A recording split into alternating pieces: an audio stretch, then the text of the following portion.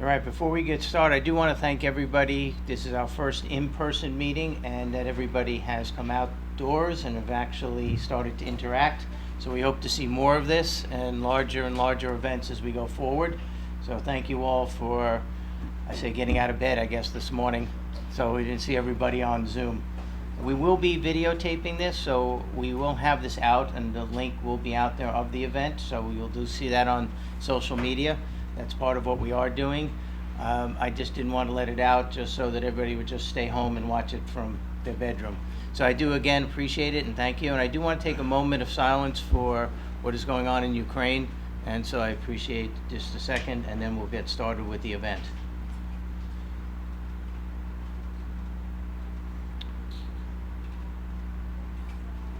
So good morning. Welcome to the Cybersecurity educational event that we're putting on today. I'm Michael Tucker, President of Long Island Food Council and Associate Real Estate Broker at Daniel Gale Sotheby's International Realty. The Long Island Food Council is a community of food and beverage company suppliers, professionals, and an organization that promotes industry growth throughout Long Island through education, resource sharing, and strong member partnerships. Just a few thank yous before we get started with the keynote, the panel, and the guests that we have today. I want to thank RXR Realty for the use of their space. Thank you very much. Thomas Purick, Chief Security Officer, Cyberspace Solutions, is our keynote.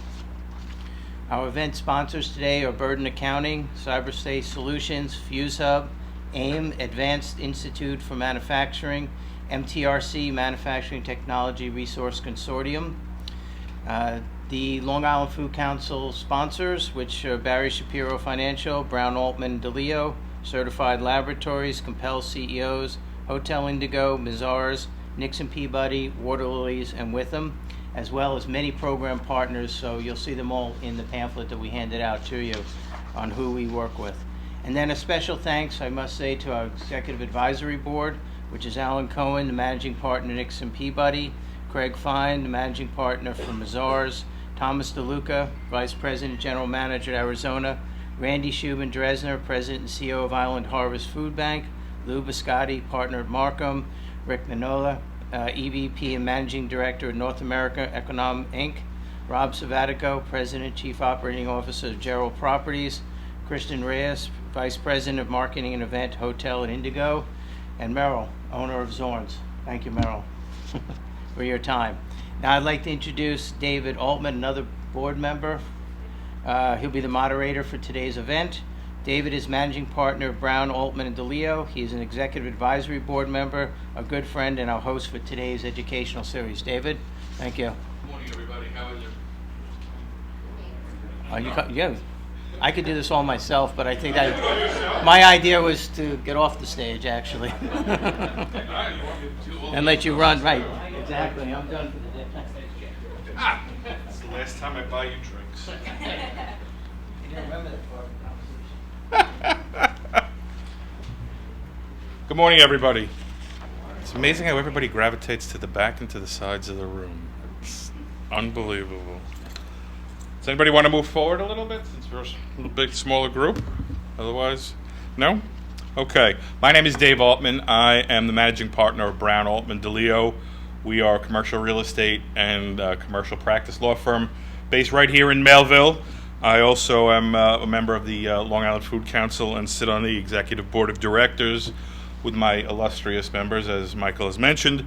And I want to thank everybody for allowing me to be here this morning. I want to thank Michael for inviting me to moderate today's panel. And I want to thank our folks for, and particularly our panelists, as well as our guest speakers for coming down today to join us and share their thoughts as it relates to cybersecurity.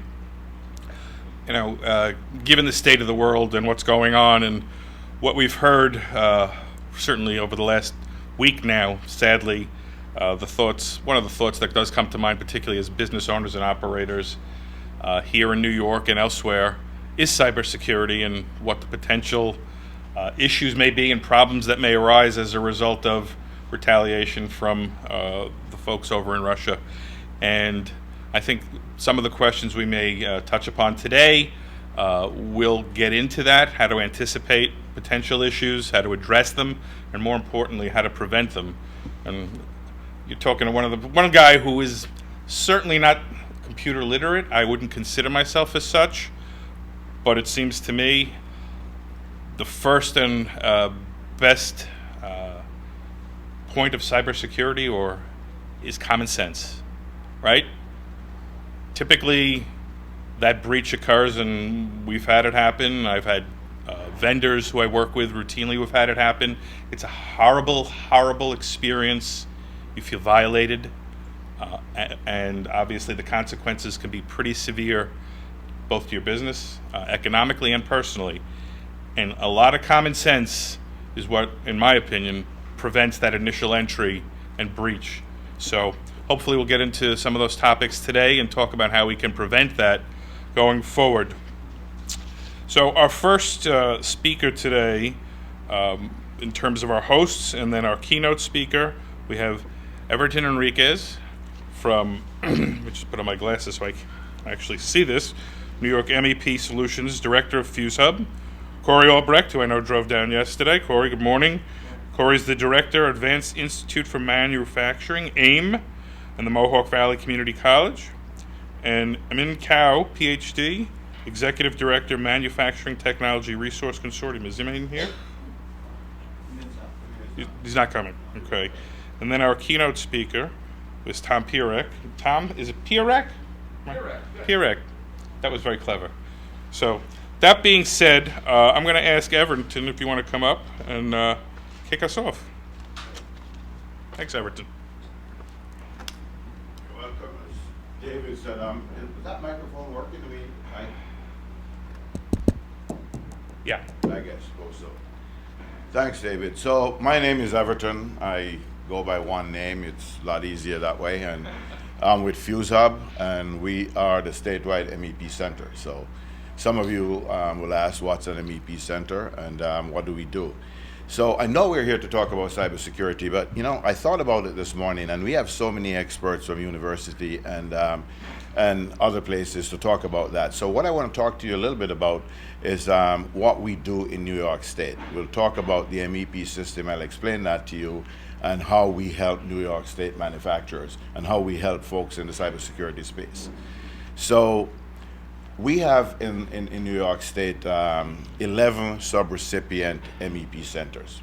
So what's an MEP center? Manufacturing Extension Partnership. Somewhere in 1988, Senator Hollings was wise enough to create a system, and it's embedded in NIST, National Institute of Standard and Technology. So NIST MEP actually puts together a pot of money, and it floats a pot of money to create 51 centers, 50 in the United States and 1 in Puerto Rico. That money then flows into state agencies, and these are not-for-profit agencies that provide support to manufacturers. In New York, and I'll stick with New York, we have the MEP Center, which is called NISTAR. NISTAR is a science, technology, and innovation group. And what NISTAR does, it creates an RFP to fund recipient centers. And the creation of it, we have an MEP Center, sub-recipient center in each of the economic regions. So if you look at that, we have 10 economic regions in New York State, and so we've got one there, and we have the statewide center, which is Fuse Hub. Now I'll focus on Long Island because this is where we are. Your center is MTRC, and I thought we'd have Cynthia here. Is she? She's on her way. So Cynthia and Imin Kao, they run the Long Island Center, and they do this out of Stony Brook. We've got AIM, who will be speaking right after me, and Corey Albrecht, he's the director of the Advanced Institute for Manufacturing. That's in the Mohawk Valley. And now we have Alexis and Erin, you'll be hearing from Erin on the panel later, and they're with the Hudson Valley MEP Center. So what do? We actually go out and we try to help business. We help them in a whole host of ways with technology solutions. We help them with cybersecurity solutions. And since the cybersecurity panel, we'll stick with this a little bit. But before I do so, there's a little propaganda I've got to tell you. New York State MEP Center, and for some of us, it's going to be new numbers. Last year, we had over 7,000 new unretained jobs that we created within the state, and over $1 billion that we actually save for manufacturers within the state. So this is the power of New York MEP Center. We send these folks out, we engage these manufacturers, and we try to find solutions for them.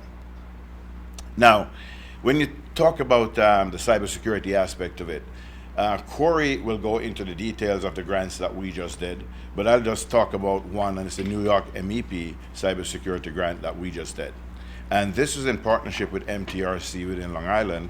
They were able to put up $100,000 to match FuseHub money. And what we did was we opened that opportunity, and this was to business in general, to help them do assessments. And we gave away at least $5,000 per company. And I'm happy to say that we just got done with this round, and we're hoping that we can get some more funding. But just think of it. We were able to engage a company, and we would have a provider like AIM or like MTech, Erin's group, and they would go in, engage the folks, actually look at their business, provide them with answers based on the NIST 800-171 protocol, and say, folks, here's where you're exposed. And so that would typically cost anywhere between $6,000 to $7,500, and we would give $5,000 of that to the MEP system to do that. That's the power of New York MEP. We go out and we find these solutions. We also look at the federal government for grants. And so we were able to get a DoD grant, which Corey will talk more about. And from that grant, we were able to help many, many more companies. Now, I know you're the Food Council and you're saying, well, DoD, but remember, food companies support the DoD as well.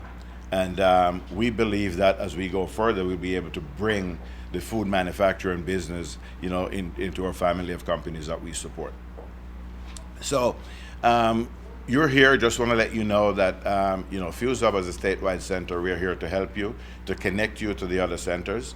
And not only people in the MEP system, we do have providers outside the system that we bring to bear in the project, just in case we don't have enough boots on the ground to do this. So contact Michael, talk to him. I mean, we keep in contact quite a bit.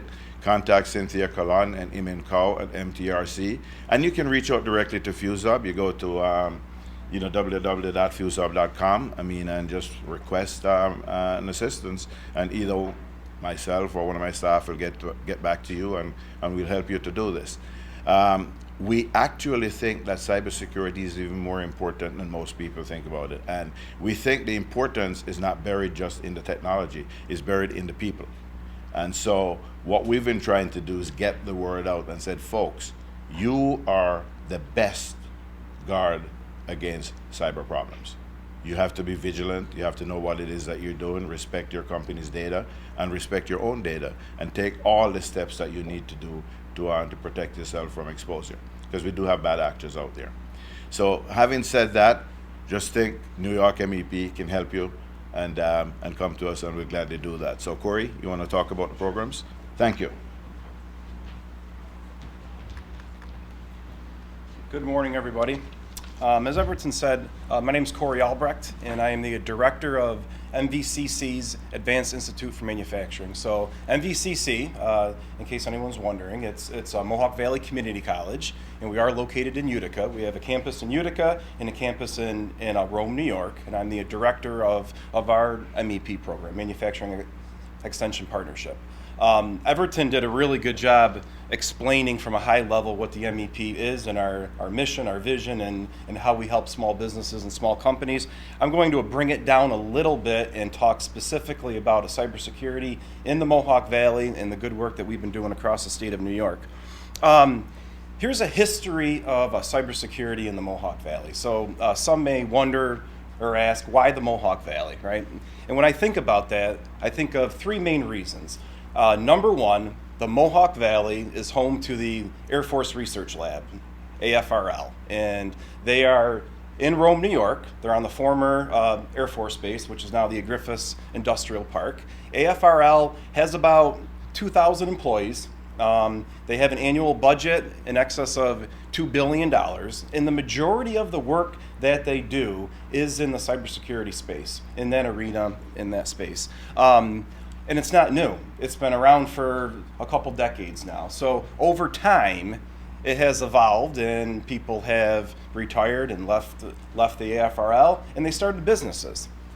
So in the Mohawk Valley right now, there's several dozen both nonprofit and for-profit cybersecurity businesses. One of the businesses we have is AIS, which is Assured Information Security. They're one of the larger, if not the largest, cybersecurity firm in the state of New York, and they're right down the road from us. And then finally, I would add that we have higher ed institutions right in the 6-county Mohawk Valley region. Specifically, we have nationally recognized accredited programs in cybersecurity at not only Mohawk Valley Community College, but also Utica University and SUNY Polytechnic Institute. So when you think about why cybersecurity in the Mohawk Valley, it's not new. It's something that we've been growing. It's an ecosystem for over 20 years, and that's why in 2016, when Mohawk Valley Community College applied through NYSTAR, ESD, and NIST, and were granted the MEP Center for the 6-county Mohawk Valley region, that's why cybersecurity was the first program that we built, and that's what we've been doing for the past 6 to 7 years. That brings me to what have we been doing, right? How have we helped manufacturers? In 2018 and 2020, MVCC AIM, as well as our partners FuseHub, MTech was certainly involved with this in the Hudson Valley region as implementation partners. We managed what was called the New York State Cybersecurity Assistance Grant Program. This grant program provided significant funding to DoD subcontractors, okay? Over 3 years, we conducted more than 100 on-site personalized NIST 800-171 assessments for small companies, not for big primes, but for the small subcontractors, tiers 2, 3, 4 that would supply the primes. We had tremendous success and tremendous impacts doing this in all 10 regions of the state of New York.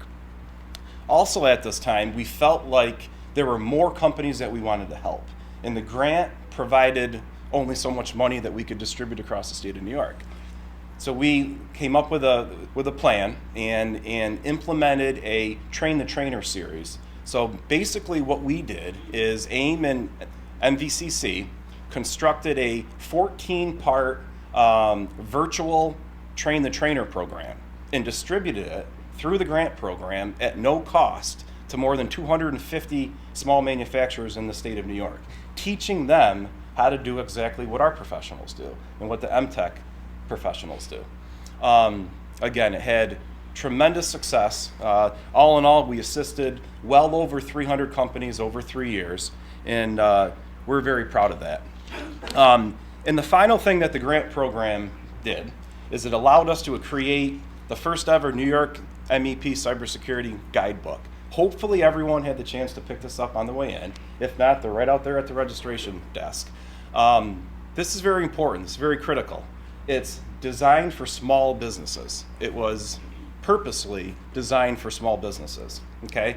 We have a glossary in here of terminology. So basic, everyday terminology for cyber and network security. Because a lot of times we're approached by small business owners where, quite frankly, they don't really know what it is, right? How does it work? What does this mean? What does that mean? So we worked with FuseHub, we worked with our college partners at MVCC, and of course my staff at AIM, put together this guidebook. The other thing the guidebook has here is a checklist so that you can go back to your business and you can navigate and work your way through the 800-171 program. And I'd also like to turn everyone's attention, I really like this. On page 20, we have our mascot. It's Mo the Cyberhawk, which we felt was a good twist to cybersecurity. We're trying to make it interesting for everyone, right? So at Mohawk Valley Community College, our mascot is the Hawk. We're the MVCC Hawks. We created Mo the Cyberhawk. We put a headset on him and a coffee cup, and there he is, Mo the Cyberhawk. But if you haven't yet had this opportunity, please pick this up on your way out. I really think it can provide you really good information and a benefit. And then I'd like to close with, what are we doing as an MEP Center moving forward? Everyone's heard of CMMC. We're going to hear a lot about it today, I'm sure. I'm really interested in learning more about it myself. Cybersecurity Maturity Model certification is here. It is changing. It's rapidly changing. It's going through phases right now. It's estimated that this year, DoD wants 15% of all of their supply chain to be certified. Not just compliant, they want them certified through the accreditation board. By 2026, they want 100%. And those numbers are kind of fluid and they're changing, but that's the last numbers that I'm receiving are 15% this year, 100% by 2026. At my MEP Center at the Advanced Institute for Manufacturing, we currently have 2 individuals who are certified practitioners. And what that means is they are certified through the CMMC accreditation board. They can work with your small business, specifically small manufacturers. They can do the front end work. They can do provisional assessments. They can provide education and employee training. They can prepare you for that third-party audit that will be forthcoming through the accreditation board. So that's what we're doing to move forward. And I want to close with this. Before I left yesterday, I asked one of our cybersecurity coordinators, I said, if there's one thing that I can get out on Wednesday morning, right? If there's one thing that I can tell everyone in attendance, what would it be? It can be very simple. And the response was, they have to work towards DFARS compliancy. If you can start with that, you are well on your way for CMMC. And that's a great starting point. So if you have not yet taken a look at the Defense Federal regulation, please take a look at it. The tool that we're using to implement is the NIST 800-171. It can really have a tremendous result on your business. And I want to thank Mike Tucker, Elise Tucker, Mr. Altman. Thank you very much. It's always a pleasure doing business with the Long Island Food Council, and thanks for giving us the opportunity to host this event and be a sponsor, and we look forward to future partnerships down the road here. So thank you. Thanks for a quick question, if you don't mind. So for those of us who do operate small businesses here on the island and throughout the state of New York, Yep. you know, what's sort of a rough ballpark cost to sort of bring this in? Is it scalable from larger business down to smaller business? Sure. I would say that's a great question. The majority of the assessments we have provided are in the $6,000 to $8,000 range. And as Everton described, you know, our MEP program, we have funding from the NIST on the federal side. We have funding from Empire State Development and NISTAR on the state side. So the programs that we offer are partially subsidized through the funding programs that we receive. And I would also add that if you're a small manufacturer in the room, you know, it's not 100% that we can always find some type of funding for you, but more times than not, we're able to. We work with your workforce investment boards. We work with the WDI. We work with the SUNY, National Grid, NYSEG, Empire State Development. Oftentimes, we can identify and locate those funding streams so we can even drive down the cost of the projects even further. Does this come? Is there sort of like an annualized testing requirement that you guys put in place or help to put in place? I know for my business, we do. We do a tremendous amount of bank work. Mm-hmm. A number of our banks require annualized testing. Yeah. So here's what we have done. We implement the programs. Oftentimes we have retainer contracts where we will go back in, and I'm sure we can hear from our other professionals, my colleagues on the panel this morning. It's education and training. You know, so it is continual. It has to move forward. I don't think it's just a one-time assessment and you walked away and you're clear and a free forever. So, you know, we do always circle back with our clients. So, yep, thank you. Appreciate it. Alrighty.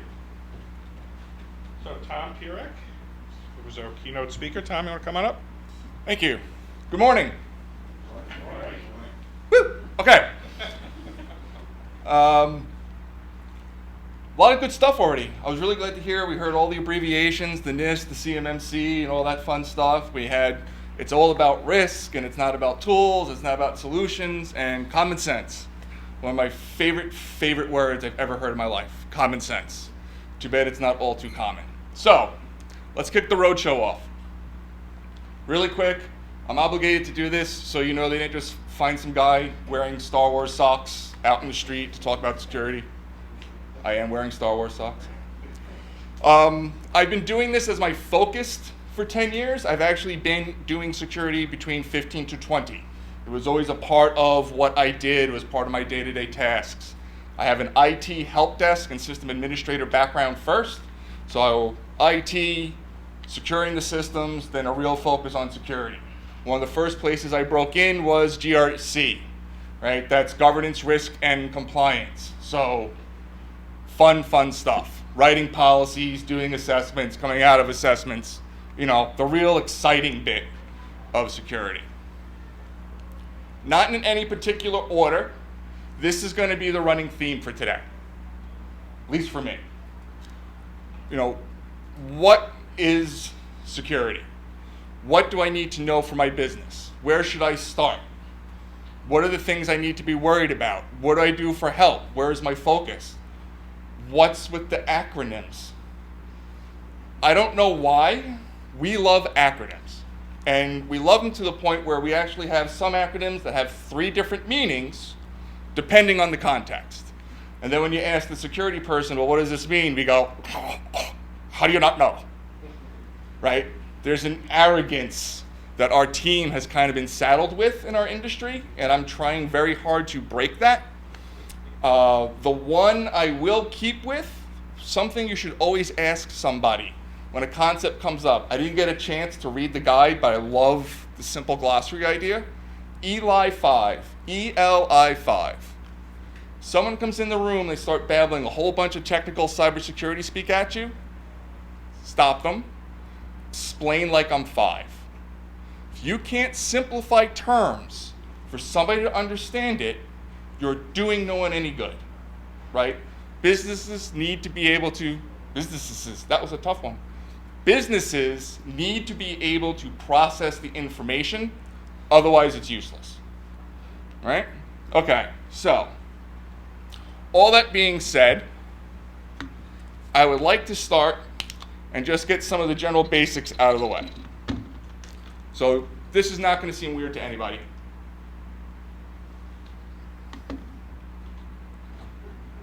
Right, we're all doing this, so I don't have to get into the details of it.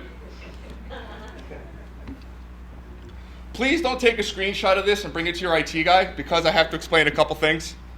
A lot of this is not legitimate. RZA is not the encryption scheme. RSA is the encryption scheme. RZA is RZA. He's a founding member of the Wu-Tang Clan and a business entrepreneur himself. I have no idea what that second bullet point even means. Properly segmented, strict LAN, zero trust model. I was told to put zero trust AI or ML, otherwise they revoke my cyber card. So I chose zero trust. Fetzer filters is a nice little reference for you. This bottom one, Tossie Station, that's a very deep Star Wars reference. And again, I'm sure you're surprised that the security dude made a Star Wars reference. My point is this. The technical details are not your focus. They are not your concern. You have people you are going to trust to make sure the proper technical parts are done. You're going to be able to understand and speak in terms of risk. Here's the standard I want to follow. Here's the framework we're working off of and implementing. How do I get to where I want to get to? Really quick aside, at any point if you have a question, just raise your hand, right? Working them through always works better. Or shout them out. We're not in school. Whatever. We're adults. Okay. Let's get through a couple things first. Security is not an IT function. It is not. They have a role to play, yes. It's not their job or focus. The job of IT is to keep the business up and running for whatever you said is the standard. Nowadays, that standard is 24/7. You have to empower them to lock things down and restrict things. There's nothing worse than you're working in IT and you want to take steps to lock down a network, so you do that and then someone says, I need to get to AOL, it's my mail, you got to unlock the filter. Okay. And then a week later, hey, I clicked on a phishing link in my AOL, we shouldn't allow that anymore. Well, we weren't, and then you made me open it up. That makes sense? These are the things we're looking about going through. It is a team effort. Literally a team effort. Everybody in your organization plays a part, right? We spoke about how people are your last line of defense. It's a little fatalistic, but it's true, right? The most common flaw in a security program is humans. We want to do things. We want to do our job. The goal of a security program should be to allow them to work the way you want them to without adding unwelcome elements of risk. Risk, risk, risk. At the end of the day, that's all we're doing with security. We're managing business risk. What is the risk you're willing to take? What is your level of risk acceptance? Are you good with this? Are you not? We'll get into that in a little bit too. Came up during the assessment speech. There isn't an endpoint in security. This is a constant. It's a cycle. You get to a point, and then you go back and review, and you check up. Times change, things move, technology evolves. Years ago, when a lot of us were starting out, your network was in your office, right? Yeah, you could go to the internet, but you had your servers, and you had your applications you installed local, and that was it. And that's what we called the perimeter. And then you just protect your perimeter. You know, oldie time castle stuff. If you can drop the drawbridge and pull it up, nothing's coming across. And then we advanced and we went to the cloud. And now your perimeter is everywhere in the world. So just wrap your hands around it. It's only everywhere in the world. This is simple stuff. It's the same principles, mechanics. What is so hard? Just do it already. You have to be realistic. But the basics, the common sense principles didn't change. How you apply them is all that changed. It's still the same goal. It's still limiting, controlling access to my network, to my information, to only allowing people the access they need. No more, no less. Questions? Okay. Works as a team, works as an individual, right? Everybody must do their part. At the end of the day, the business owners, the presidents, the CEOs, the success of a security program, phrase I don't like because it makes it sound like a separate thing, your security program is infused in everything. Its success is wholly dependent on you.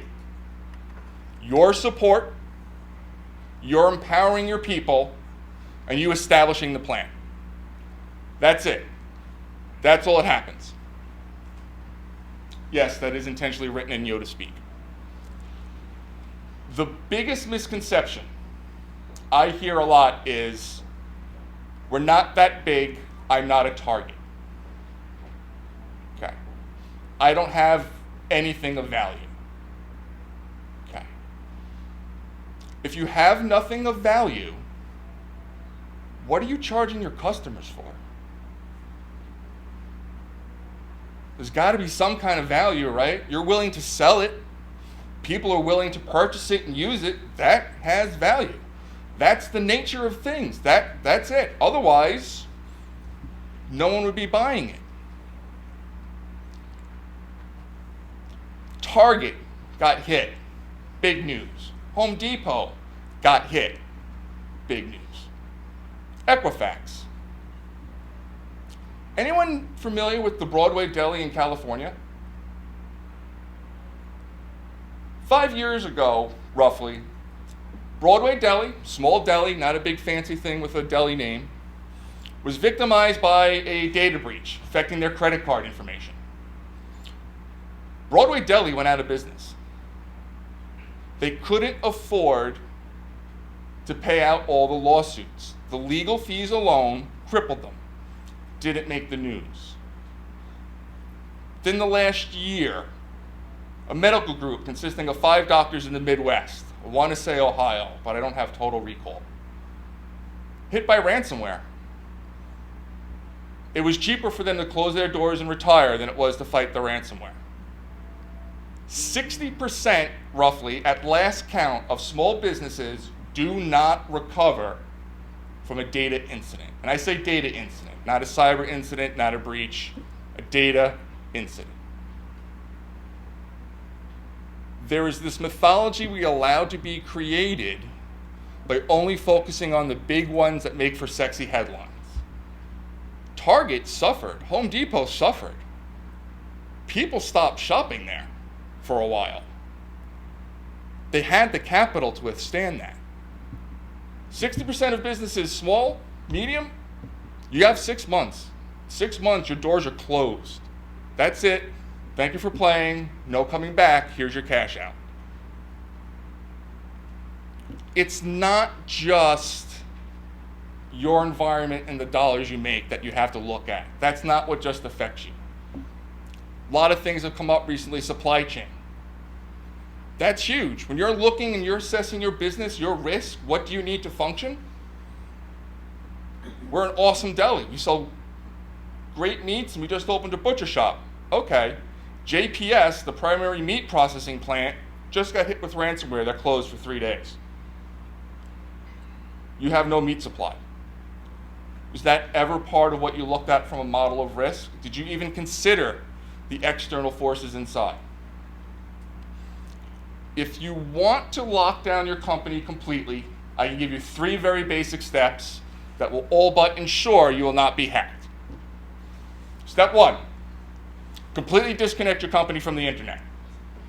Step 2, turn off any and all messaging communication possibilities, email, SMS, Teams, WebEx, whatever it is. Step 3, don't let any of your people touch a computer or the data ever. Does that sound like a business is going to function? Pretty damn secure though. Goes back to business risk.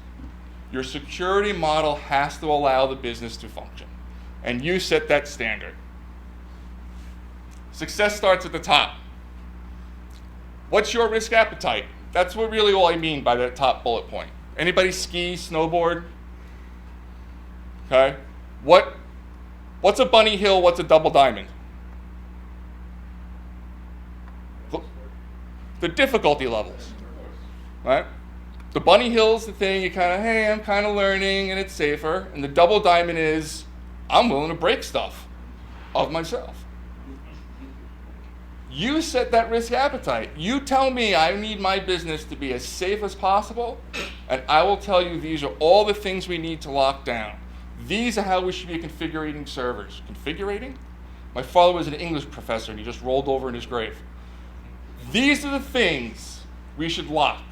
This is how people should access information. This is the business processes and policies. Processes and policies, yeah. Security is not a tech thing. It's a part of it, but it's not a tech thing. Technology is not a solution. Watch all the senior executives from my company cringe as I say, technology is not a solution. It's the tool you choose to implement your solution. What do I need to do? I really need to be able to get insight into my network and monitor it. Awesome. How are you going to do that?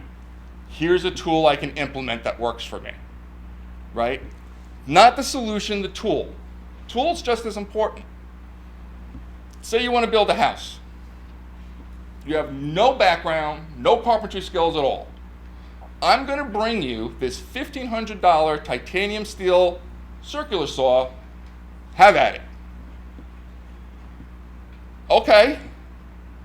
Theoretically, you'll probably be able to cut some lumber and make some decent cuts.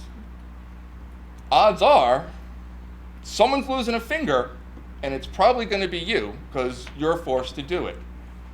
Choose a solution you can work with. You'd hire an expert to come use that tool. These tools are great. I know this is the tool for the job. I am not equipped to handle this tool. I need an expert. I trust you to use this tool. This is how it's supposed to look when you're done. This is what I want. That's where you start. You give your teams power, you back them up, and you establish the policies that are going to guide them. and you have to know your business workflows. One of the biggest threats to a business right now is if I can convince your financial team to change the bank account information they're going to send payment to. The simplest way to combat that is any change in banking information must be confirmed via known phone call to our primary point of contact. The solution to that is a phone. The phone's old, like old. That's all you have to do. Policy process. Where's the fancy whiz-bang pew-pew map? Nothing. Nothing's making the computer go, whoo! Here you are, okay, sure, I just need to confirm it. Don't trust someone who says, oh, I'm the new contact. Okay, I need to confirm it, that's my policy. If you called the business and sent an email to make that change and they told you they won't do it without calling you and confirming, wouldn't that make you feel better? Okay, it's an extra step, I get it, but they're being smart. They're being cautious. So where should you start? Said it before, I'll say it again. At the end of the day, we're talking about business risk. Risk. Risk to my people, the risk to my systems. Vulnerabilities, asset management. We've talked a lot about NIST. There's another one called CIS. They put out controls, work very well with NIST and all the other frameworks. There's 18 of them. There used to be 20. List has been around easily 20 years, right? Ballpark, minimum. The top two things an organization should be doing to secure their environment: accurate hardware inventory, accurate software inventory. For 20 years. Why? How are you protecting it if you don't know it's there? How are you making business decisions on the risk it poses if you don't even know it's there? One of the reports that comes out every year is the DBIR from Verizon. And one of the most common factors of compromise is exploiting a known vulnerability or getting a user to click a fish. Those have been true for a while. You got like a red flashy light you can play me? Okay. Of the 90% of the attacks that successfully used exploit vulnerabilities to make it the top 1 or 2 from the 2021 report, if you removed one vulnerability that was used, it would have dropped to 3% of successful attacks. The one vulnerability, all my cyber folks, Bluekeep. The vulnerability in the remote desktop protocol from Microsoft accounted for 97% of the vulnerability exploits that were seen in their data structure. Bluekeep is no less than 5 years old and has had a patch exist for that long. What am I going to do if China comes? What am I going to do if Russia comes? What am I going to, nation state, blah, blah, blah. The biggest truth is they're going to use the same tactics. What do I have? What are the vulnerabilities? What's my patch program, right? Big thing in the cyber world, Patch Tuesday. Every Tuesday, second Tuesday, first Tuesday of the first Monday, forget how they do it. It's like trying to figure out Halloween. Microsoft issues a patch. I know Halloween's the 31st every year. These are all our products, here are the patches, these are serious, these are critical. Start from there. Patch my software, patch my systems, make sure my people are safe. If you don't have a multi-factor solution in your environment, when you leave here today, get one. That's like numero uno, first thing to do. In fact, leave right now. I won't be insulted. Don't even wait. People, psychologically speaking, we're very bad with passwords. We tend to reuse passwords. We tend to make them simple. Once a password is known, attackers take it and they throw it against every single account you could possibly get. And by the way, I can figure out a lot about most of the people in this room just from LinkedIn. You have no idea what you're sharing. The world of OSINT, open source intelligence, scare the hell out of you. 88% of what I need to get to you or your family or your business is coming right off of LinkedIn. How did they know we run Cisco networks? Well, here's your IT guy's page, and he's got 20 years of Cisco experience. Which hardware exploit you think I'm going to try against you? The Cisco one, because you told me. Right there, right? Little Google foo. The simple steps, start simple. And then bring your team in. It's collaborative and personal, right? Tell your IT team what you're looking for. Talk to human resources about, hey, I want to lock down these policies, is that okay? Make the sacrifice yourself. I can't tell you how many IT conventions we were at, and all the IT directors sit around and it's like, you really have AOL open? Well, the voice in the corner office really likes AOL. Oh, okay. What's with all the betting sites? Our VP has a bit of a gambling thing. Oh, so I have to leave them open because that's what the business wants. Separate. Make the sacrifice. Most of us have no reason to allow people to access Gmail, Yahoo, or anything else from a corporate network. If it's really that important, they probably have it on their phone. So turn it off. There's no threat there. Sure there is. If I phish you through Gmail and you're on a corporate machine when you click the link, the corporate environment is what got phished. The ransomware that's getting to load goes, I'm getting on the corporate. Oh, it was a personal account. I have to wait. It doesn't care. I opened on the system. Here I go. Thank you. Good night. It's not technical.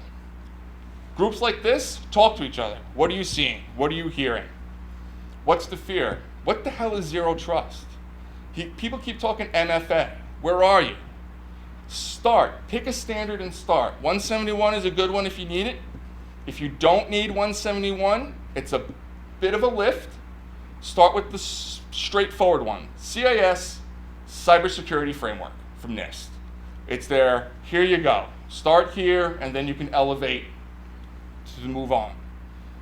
The problem is it's a shot in time. And this is where my compliance world clashes with reality. In order to be compliant, you have to answer a bunch of questions and somebody says yes. I know for a fact from conferences I've been at, IT people have been told to turn this off. We're being audited tomorrow for compliance. Okay, I closed all my ports. Order comes through. Where's your audit report? Here it is. Only ports open 80, 443, 25. Don't worry about the numbers. They're not really relevant to understand. The next day, CEO comes in. It's like, good, audit's done. We passed. Turn all that stuff back on, please. If you ask me for my audit report, it's beautiful, it's shining. They're a shot in time. This is an actual photo that made the rounds on social media. This is a security gate to protect a gateway into a building area. This gate is compliant. It is a controlled access point that requires either a key for entry or for all visitors to be let in. That's a compliant gate. It's an alley. There's no roof to the top of that gate. Does anyone else notice how the gate is a ladder?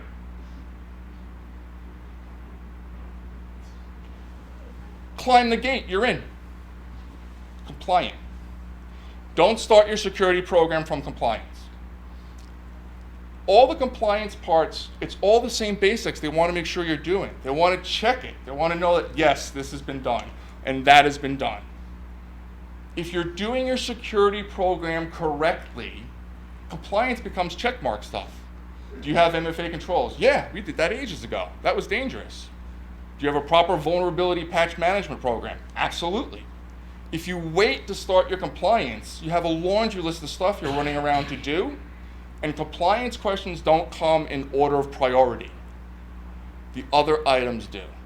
The NIST program works off 5 main components: identify, protect, detect, respond, recover.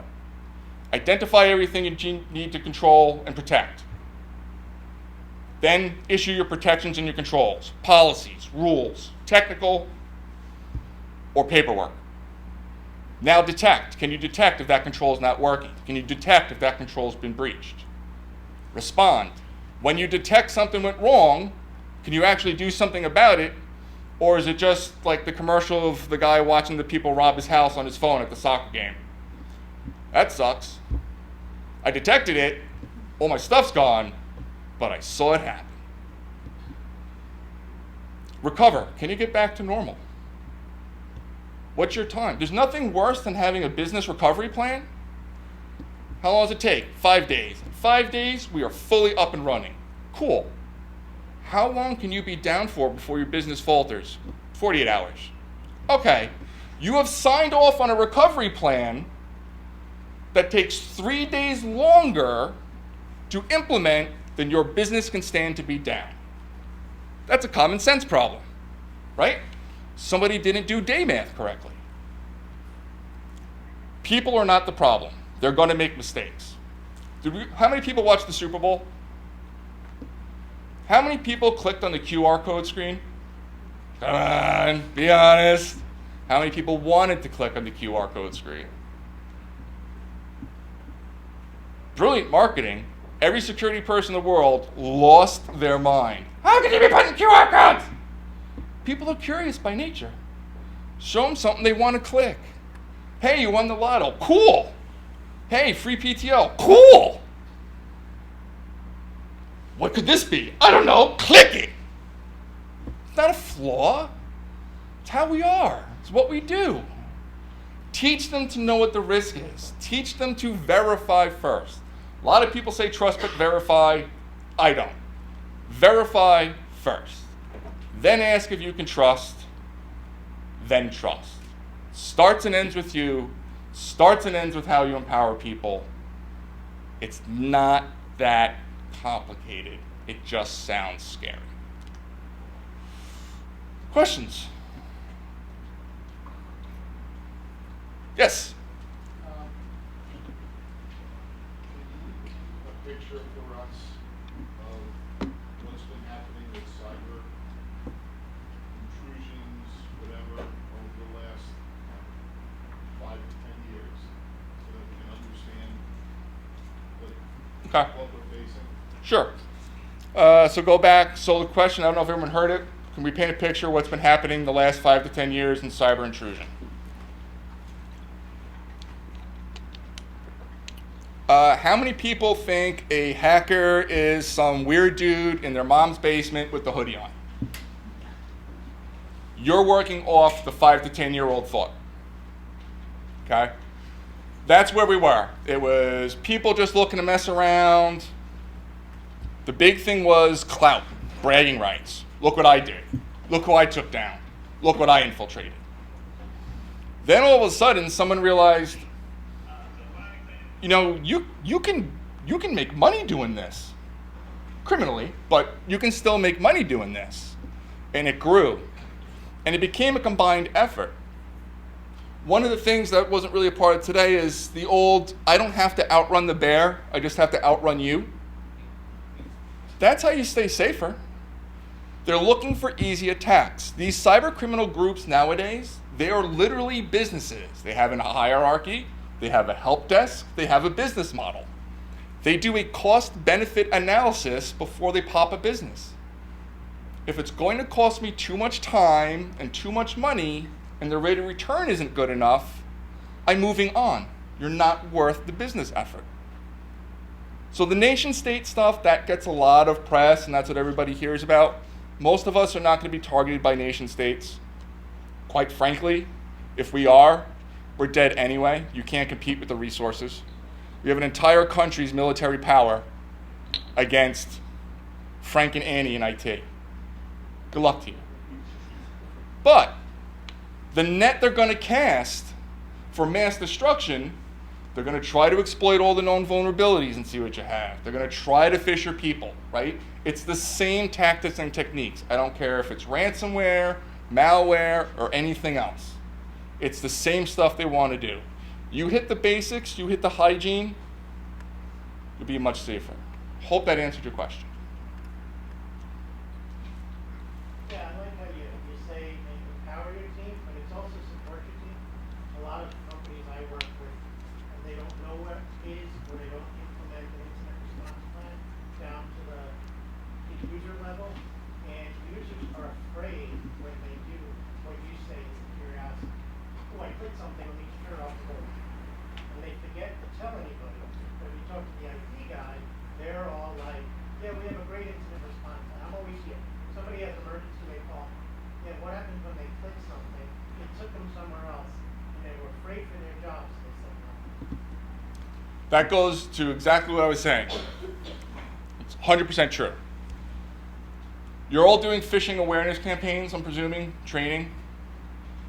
Those things should never, ever, ever be punitive. When I conduct campaigns, the number I want to see, I'm looking at the reported number. I need to know when you click something, you reported it. Why? Because when it's the real deal, and I get reports from you three right away, something's going on, my response team kicks into action. There's something out there. Now I can send a blast communication to everybody. Hey, we are seeing this email. It looks like this. We know it is malicious. Let me know if you saw it. Please do not click. I can respond right away. That's how people have problems, is your users are going to click. It's not like they're trying to cause the problem. They're going to make an error. It can't feel punitive. They can't feel like they're going to get in trouble or their job's on the line. Do not shame people. I heard a story of people, if you failed the phishing test, they tied a black balloon to your office chair. It's a horrible idea. Like, awful, awful idea. Did you click? Did you click? You clicked? Okay, here's what happened. Here's how it worked. If you want to know how easy it is, how anybody is susceptible, I have run, for probably close to 10 years, internal phishing campaigns for where I've worked, not like as a service, I mean intentionally. I choose the template, I craft the campaign, I decide when it's going to run. Anyone know where this is going? I clicked one of the links once. Why? Moving too fast, trying to do too many things, probably close to the end of the day. What is this? Click, didn't think I was on it. You failed the phishing test. Oh, I failed my own phishing test. I mean, I deleted the results, but I failed my own phishing test. But I kept it to prove a point. It's going to happen to everybody. If you're shaming people, if you're making them feel bad, you're doing it wrong. Enhance, train, educate. Reiterate, reiterate, reiterate. Security is iterative. Even the security and awareness training portion of it is iterative.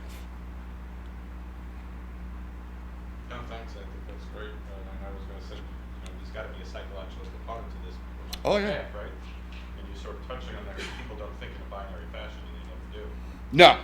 No. The great irony is we work in a binary world, and nothing in it is ever binary. Paradox, isn't it? Yes. It would be a paradox. Anybody have any more questions? Can we see the socks? One of many Star Wars paradoxes. These, I believe, are Vader specific. Yeah. There's for sale in the lobby.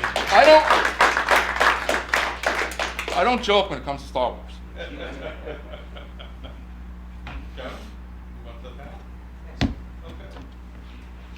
So, let's see. Our first panel was Aaron Fanner, right? Rob. Keith Strasser. You guys come on up.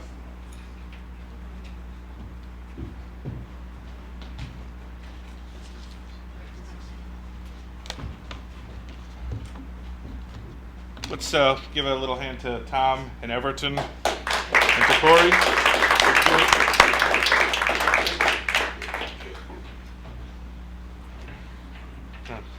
Different kind of fishing, right? But the same rule, you gotta run faster than the other fishermen.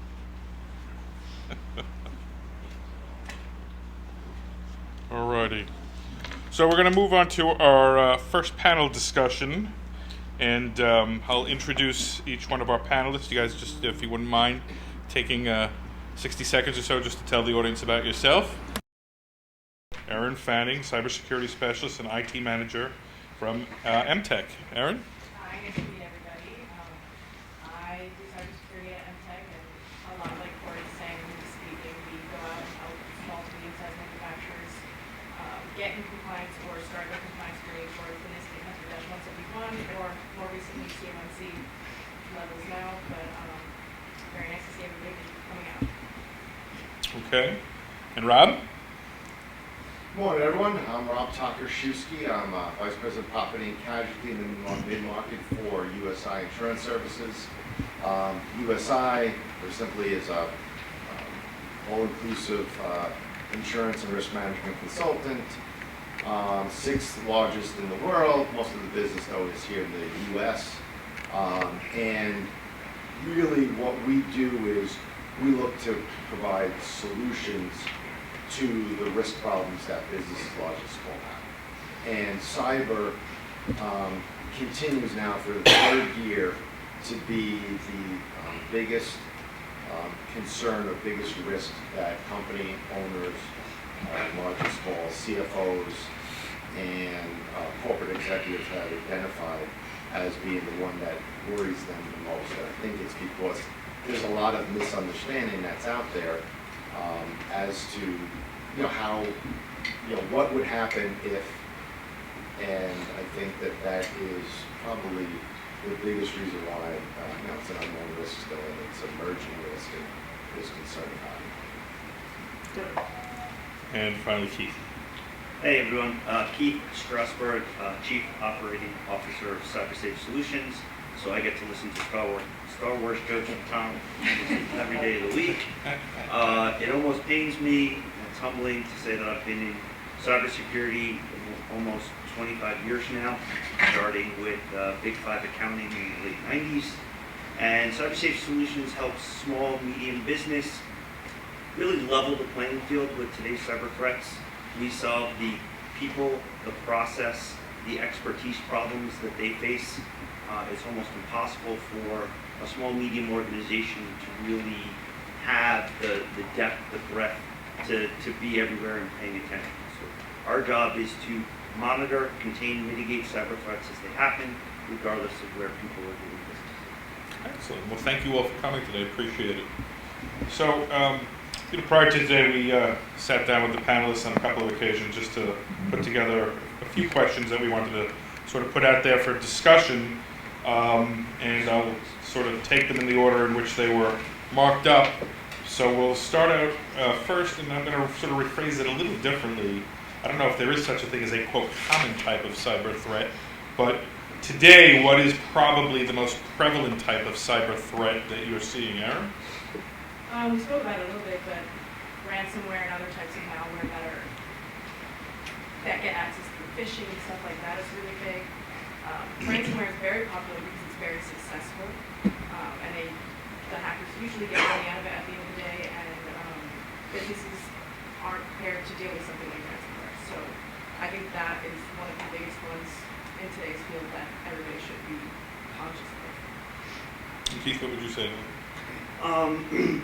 And I don't disagree at all. Ransomware is really the result, right, of a successful execution against a business.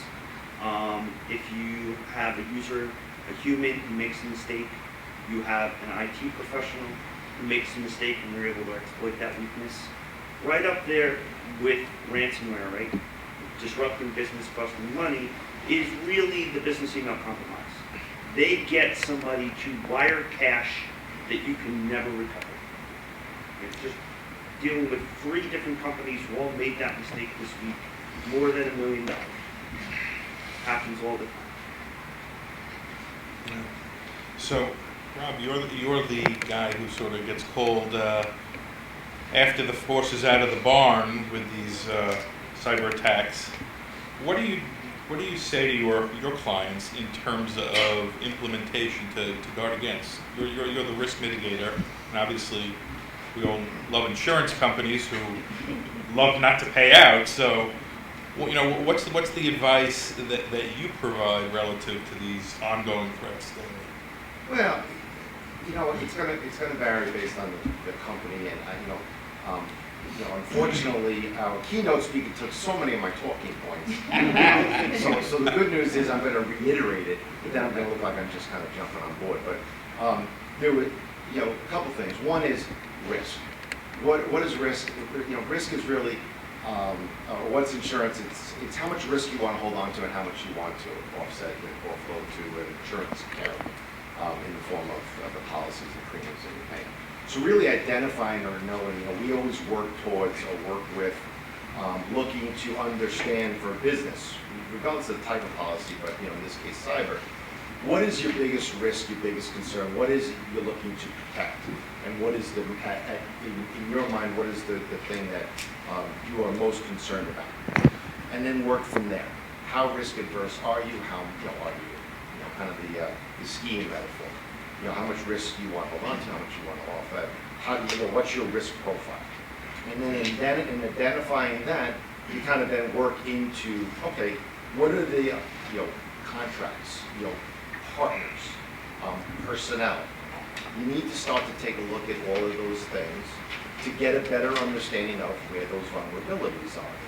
And then the last piece I'll say, just to kind of keep it short, is we really push for companies, large and small, to have a cyber incident response plan, which will come up later on, I'm sure, in our conversations. But when you were a kid and you were in school, everyone knew their place. When there was a fire drill, kids knew where to go, teachers knew what to do, the administrators did sweep the building. You still do that in the business world and a lot of the buildings. Same thing, I think, in terms of with the cyber incident response plan.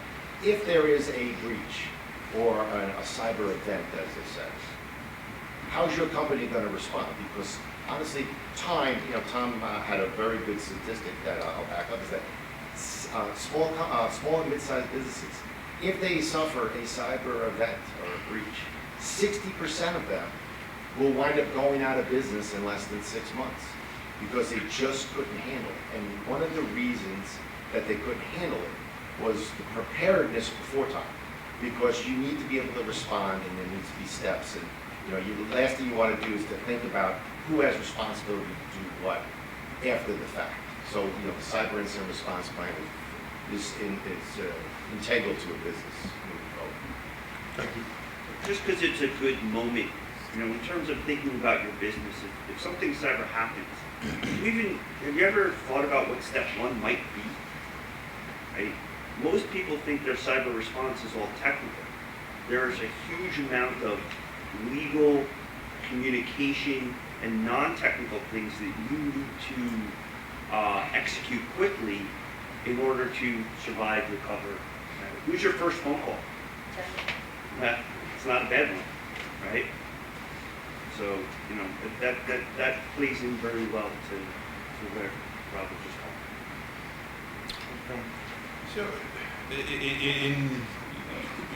in terms of threat monitoring, obviously it happens all the time and in large numbers. In that respect, what would you describe or what would you characterize as the most common type of threat right now? Is it that phishing or malware? Well, right now, I think it tends to be the user, because there's not a lot of companies that have a company culture that supports educating the users on a lot of these cyber threats. Or, to piggyback off of what was being said before, they use fear to educate their employees on it, which is very counterproductive a lot of the time. So I think right now, the users are a big problem. Okay. Rob, you've heard me mention it on a couple of questions, and I think Aaron just sort of touched on that point as well, as did Tom, the human element to this, right? So you're the insurance guy again. You're there to try and help your clients mitigate risk, trying to avoid paying out on a cyber policy. What do you guys do in terms of, or do you offer, or does your company offer any kind of training as it relates to employee use and what they should be doing in terms of their behaviors and risk mitigation from the human perspective? Well, first of all, I think that's a great point, is that the user error or the human error results in, you know, 2/3 of the issues that are out there as it relates to cyber really come back to, you know, that one time, even that Tom mentioned, you know, here's the guy that's in charge of the phishing emails, that clicked on it. It just takes that one time to really make that mistake or take your eye off the ball. And, you know, part of what you should be working with when it's an insurance carrier or your insurance broker is really having the training for and the ongoing training for your individuals. Now, the good news is that cyber policies now for companies, a lot of times the carriers, because there's been so many losses out there, are requiring as part of the governance and as part of whether they decide that they're going to wind up thinking that you're a good risk to insure as part of your policy and provide you with the greatest, the most comprehensive terms and conditions, as well as the best premiums and pricing, is that they will look for what type of training do you have? Do you have it ongoing? Where do you get that from? And you know, so we as a broker, we have a risk management center, so our clients can go in and they can pull out, that's no charge.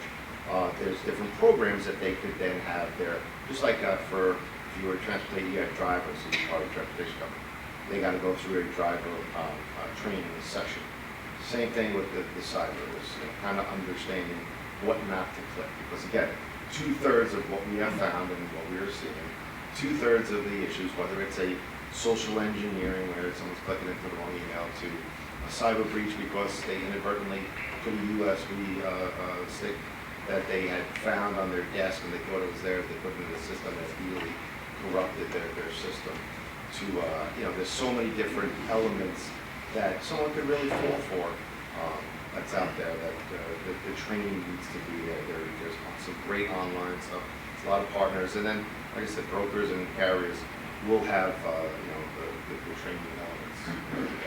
And Keith, I would imagine your company works closely with carriers and their clients to sort of implement those training programs. Absolutely, and we have a guy in the audience who runs a lot of it.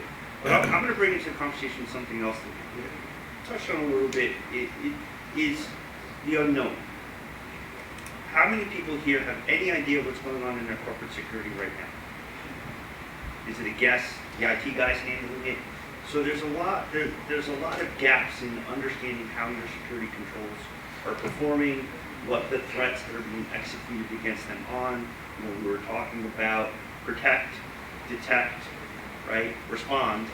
The detect and respond is truly underrepresented in most security programs. And not understanding, like, how many people here, for a quick exercise, business has Office 365? I'd say most of the hands. How many of them use a very prudent thing called MFA? Okay. How many people here have hardened their Office 365 against the MFA bypass attacks that exist? Right? Understanding threat, understanding risk, having expertise. There are ways to bypass MFA in Office 365. They're well documented, they're well known, and it takes roughly 30 seconds to protect yourself against it. So just, you know, having that whole life cycle is important. Understood. And something to walk away a little bit from the clicking in the computer use. In the same note, you have to train your employees. If somebody walks in with a Verizon t-shirt on and says that they have to go to your server room, they're supposed to be here, I bet 90% of people would just be like, sure, go on, here's the server, walk into the server room fast. Old school. Yeah, and that Common seems to be sense. the big one, yeah. Guests, like how to deal with guests, visitors, third parties you use, anything like that has to be taught as well. And reinforced. Good point, What's Frank. the saying? It takes 7 times to change behavior? You tell someone 7 times to change a habit? Sarah. You had experience with companies who were falling victim to these ransomware attacks. What were their biggest failure, or what's the most common failures that you've seen with these companies? Obviously, their security controls had a failure, but from where I sit in the world, I would say that every security program is going to have failures. Right? To be 100% 24/7, 365 is too expensive. So they had no capability to detect and mitigate. They didn't understand something was wrong. They weren't able to respond before they were damaged. And there is let's get a new vocabulary word when we haven't used yet, dwell time. Okay? Here's a phrase in the industry where it is the amount of time between a threat actor getting into your bypassing your security control and when it becomes known. Right? In old school metrics, that's months. Most organizations never detect it until the attack is executed, until they come in and here's the ransomware. Right? That dwell time is opportunity for you to avoid damage. So to be able to detect and mitigate before you're damaged. I'll take it a step further too and say the other piece that we've seen, and I'm sure when you go in and do the forensics afterwards, is that to a certain extent, there's a false sense of security that I have. I've been updating my system, every month. And maybe you should have been doing it every week. Or something failed. You didn't know patch failed. Right. Or, I was going to go to my backup. We didn't know that the backup actually was also infected. So there's a full sense of security that even with the insurance policy, I have a cyber policy, so I must be covered. Depends on what is in there, ask questions. So I think that's the other thing that we've seen, at least on the insurance side, is that there has been a full sense of security that either it's not going to happen to me, I'm too small, I'm not valuable enough, why would somebody want to, hey, you want to know something? I got the latest and greatest I've invested in, and there's no way someone's going to get through that wall. And now to one up. The other big failure most organizations make is when they design their backup plans, they don't think about cybersecurity. They think, okay, I make a backup, I should take it home in case the building burns down, right? They're connected, they're available. The backups often become victims when the ransomware attack is executed. Their backup strategy didn't account for having something that was used offline or air gap or could withstand a ransomware attack. Best practice is to have your 321, one offline, but also use the different security passwords and protocols for your backups. The accounts that can access production, that can make the backups, shouldn't be allowed to change them when they're done. And those passwords and those accounts should be completely separate from the rest of your network. I think generally the people who if they're to the point where they're getting attacked by ransomware, they didn't have great preventative measures. And at the point that the attack is happening, there's very little you can do.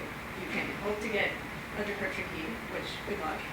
You can pay and hope that you get your data back, or you lose your data at the end of the day. So I think a big portion of it is the culture, because the more secure you are, the less ease of access you have with your network. So having that balance of security, usability, and using it to be preventative is really important. So it's taking out the human factor from all of this, and sort of using Tom's analogy a little bit. Technology is a tool, right? And it's there to be implemented. What is the best way, or the most common way these days, to detect these threats in sort of real time, such that you can prevent the spread throughout your company and ultimately find yourself in the position where, hey, guess what? You got to pay $1 million to get your data back. I mean, that's what CyberSafe is. So I mean, having people who are paying attention to your logs, to your security telemetry, to your antivirus, hopefully you've got some more advanced tools, but there are organizations that can bring expertise to your business, and it's essentially what CyberSafe is. You have any idea on sort of just a ballpark on costs and stuff like this? I mean, So, particularly when you're dealing with small business. Shameless plug. I mean, hey, we're here. In terms of what a managed security service costs you, and we work with IT firms, right? That's our primary partner. Understanding that their expertise they come to us for that expertise. We price based on kind of how much stuff you want us to pay attention to. But I can tell you, on average, we're about 25 cents on the dollar to having an employee dedicated to the project. It's really one of the times where that outsource model is less expensive. So that sort of begs another question, whether to insource or outsource. How do you make that assessment? Most people don't have anything, so either would be good. Outsourced, I think, is great if you need to save some money. You have an in-staff IT person that's kind of working alongside the third party. What I see in a lot of small businesses is they have an IT person who wears 3 hats, and then they throw cyber on top of that. And it's just too much work. Remaining compliant, and my experiences with DoD, so people are going after a specific standard, but remaining compliant is a full-time job. Checking your logs, even if you have fancy software that's sending you alerts with certain logs and all that, that's really great, but you need somebody who understands what they're saying and is capable of going through them and assessing the actual risk associated with that. And IT people aren't necessarily educated in that portion of that kind of stuff, whereas a cyber person has more than know-how. So I think that's a really big step, and outsourced is just as good, in my opinion, as long as you have somebody in-house to work on something. Actually, I'll bring it back to the theme. It's a business risk decision, right? What is the value to your organization to having cyber detection mitigation capabilities, right? Do you want it to be a tertiary responsibility of, what was the IT guys, Frank and Andy, I right? was just pulling out names. All right, well, is it what Frank and Andy do in their downtime, meanwhile they're already working 60 plus hours a week trying to keep everything running? Or, have you thought about kind of, hey, if I'm down a week as we rebuild everything, maybe it's worth, $10,000 to spend on this. It's a very similar decision process to an insurance policy. So, it's almost sort of along the lines of Tom's analogy, right? As an attorney and running a law office, or as an accountant or engineers, you sort of can understand the need for cybersecurity as well as IT, and that they are somewhat, to some degree, mutually exclusive, although not. That being said, I'm the local hardware store guy, and I employ maybe 10 people, and I do have a $10 million a year business. Gross, at the end of the day, you have a great service, and there may be and probably is great need for it. And Rob, to as well on your end, how do you sell these guys that you need this service, and the risk to you is probably greater not to have that type of support for your business? Maybe I'll start on this. One of the things that we use, and I think it's very effective when given the 20 minutes to kind of discuss it, really comes down to analytics. It comes down to analytics, comes down to benchmarking, and then it comes down to that conversation about risk. So just like if you were if you owned that hardware store, they have, they're going to go and get themselves a property policy. And they're going to look to make sure that that property policy covers certain perils, or it could be all perils. Same thing with the cyber. And what we do is, and I'll say the better brokers and even the insurance carriers would be looking at this, is they'll take a look and they'll say, listen, you're a hardware store. Here's the types of risks that we have seen. Here's the types of coverages and why you should have it. Because again, if you're a $10 million, if you're a $1 million hardware store, you're not going to spend $200,000 a year on IT cyber services. It just doesn't make sense to the business model. But it also doesn't make sense to spend zero. Same thing with the cyber policy. Is you need to have a policy. You need to make sure it works in conjunction. You need to make sure that you know what's included with it. Because if you're going to spend $2,000, $5,000, $10,000 on a cyber policy, last thing you want, and this is true of any insurance policy, I know myself as a homeowner, as a car, owning cars and everything, is last thing you want to do is when something happens to find out that the money I just spent on the insurance policy didn't cover this type of peril or this situation. I wish I had known. I wish I'd spent that extra 20 minutes to really assess what I was getting. So asking those questions, but really that 20 minutes of, hey, this is what you should kind of have, and having that conversation with someone who knows, because they're doing the benchmarking, the analytics for other similarly situated businesses, really is effective tool to kind of say, hey, this is why, and then why you would need it, and then kind of taking it from there as to what they can afford to have. And I think it's the same conversation with insurance. You don't want to sell on fear. I don't want to scare you into investing in your cybersecurity program.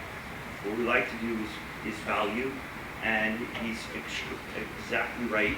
You know, $1 million hardware store versus a 50-person law firm versus a 500-person manufacturer have different security needs, and therefore their security partner has to be able to provide something that makes sense for them at those levels. And when we talk about not selling on fear, the issue becomes is, unfortunately, fear is the motivating factor for many folks, for many people to then reach out to us. They were going to have a quick conversation this morning. Been going on, obviously, within the world, within Europe. Tons of questions that have arisen because of that. People, you know, unfortunately, the fear then causes them to look at certain situations, the insurance policies, the business interruption, whatever, the supply chain. But it's only because of the fear that they're doing that. And really, it's a reactive nature versus a proactive nature. So what do the threat actors look at?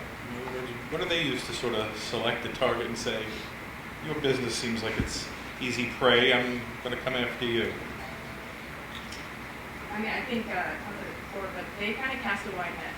So if they can get a group of people that have a similar profile and try to attack them all at once, then they'll do just that. And whatever successes they get, then those are the people they move forward with. I'd say it's two levels. It's opportunity. So as something is discovered, you know, it's wide scale scanning, looking to see if you can hit a jackpot, right? Computer time is very cheap. Botnets, they're out there constantly hounding. Somebody gets a trove of passwords. Let's pick them up. Let's start trying in all the good places. Opportunity. You get to be a certain profile, a certain size, little ROI analysis, and we're going to target those guys. There are people that get targeted, and you know they get under much more stress, much more interesting fishes start showing up, much more in-depth probing of their defenses. So that's why you get into this conversation of, I'm too small, do I matter? Well, maybe you're too small to get targeted, but you're certainly not too small for opportunity, right? I would say, think of it in terms of a car thief. Someone's walking up the block and they're looking to open up the car, see what car door is open. Steal the car. That's an Or what's in it. Or even, yeah, exactly, what's in it, you know, and is the door open? And then there's others that say, you know what, I have a client that I know needs a Bentley.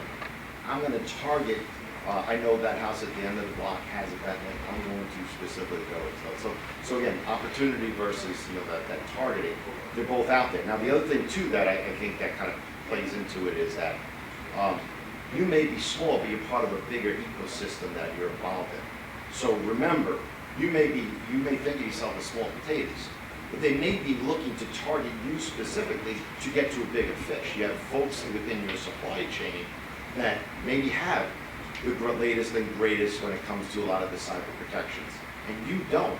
They're going to target you, take advantage of your system because they know that you're tied into a lot of these businesses that they want to get a hold of as well. And they might not be targeting you individually. They might be targeting DoD manufacturers in New York State, and you fall underneath that. So it's a big risk. I mean, we could come up with a lot of examples. Unfortunately. Target, right? Everybody caught the news that Target got compromised. Did you know it was the company that serviced their refrigeration that was the source of the breach? A little HVAC vendor, right? Last year, there was a couple wide-scale attacks where a threat actor group actually poisoned the source code of common applications that were deployed in thousands of companies. If you happen to use them, if your IT company happened to use them, you got caught up in it. So there's opportunity, and I don't know that we said it explicitly, but every business here in this room has something that a threat actor wants. And it's ultimately what they want from everybody, and that's money. They want money, and if you're a business that has money in its bank account, you're a target. So what are some of the first steps that you would take if you are compromised? You know, the response, the initial response, the Right. 1, 2, 3. That's going to be personal to every organization, but I will say if you're in a state of compromise, you need help. You need legal help, you need cyber help. That's where you're starting to go. Or also mitigate the damage. You know, understand that if something's going on, go and protect your crown jewels. Go get your backups, get them offline. Whatever servers, whatever systems you have, get them offline, because if they never get encrypted, you have less of a problem. I would also say, and you know, this is one of the pieces of advice we also kind of give is that the first call should really be to your lawyer, because there are so many implications both at the global level, the federal level, the local level, in terms of the response that you should have or didn't have. So any conversation that you have with including your lawyer becomes privileged information, but also then helps, you know, kind of it's that first step, I think. So the piece of advice I would say, contact the lawyer, especially one that either if you have a lawyer, everyone's got a lawyer obviously, or they know, but one that obviously specializes in this, and even if you have a lawyer that doesn't specialize in it, they would know somebody. And then the second piece that I mentioned earlier was the cyber incident response plan. Go to that cyber incident response plan and utilize that, because those are good, kind of frameworks. Last thing, again, your house is on fire, what do? Well, you don't want to have to think about the steps you're going to take. You need to be able to. No, it's an excellent point. So, for instance, if you're, say, in the medical profession, right, you're a doctor's office, you've been hacked. Aside from potentially being out of business, you have HIPAA issues that you absolutely have to worry about. I'm an attorney. I have a ton of client confidential information. Something I need to be concerned about. Same thing with accountants, engineers. There's a whole host of issues that come with industry-specific hacks. So, in terms of, I guess my next question is going to be sort of a best policy and practice thing. That's a very general term. When you work with a client in specific industry, are there certain things you look for in terms of tailoring it for an industry-related issue? Yeah. I guess yes, there are going to be things that we're going to want to be aware of because of compliance type things that are specific to this organization. When we're working with, HIPAA compliant organizations, there's different contractual things we have to do in terms of a business associates agreement and information processing and things like that. But the security principles don't change much, right? CyberSafe wants to make sure your protections are appropriate. We want to create visibility where your risk might be, so that we can be able to detect, respond, and contain when things are abnormal. I think you also need to look at it, and regardless of the type of business or industry that you're in, there's going to be two types of protection that you're going to be very much concerned with, and both are very important.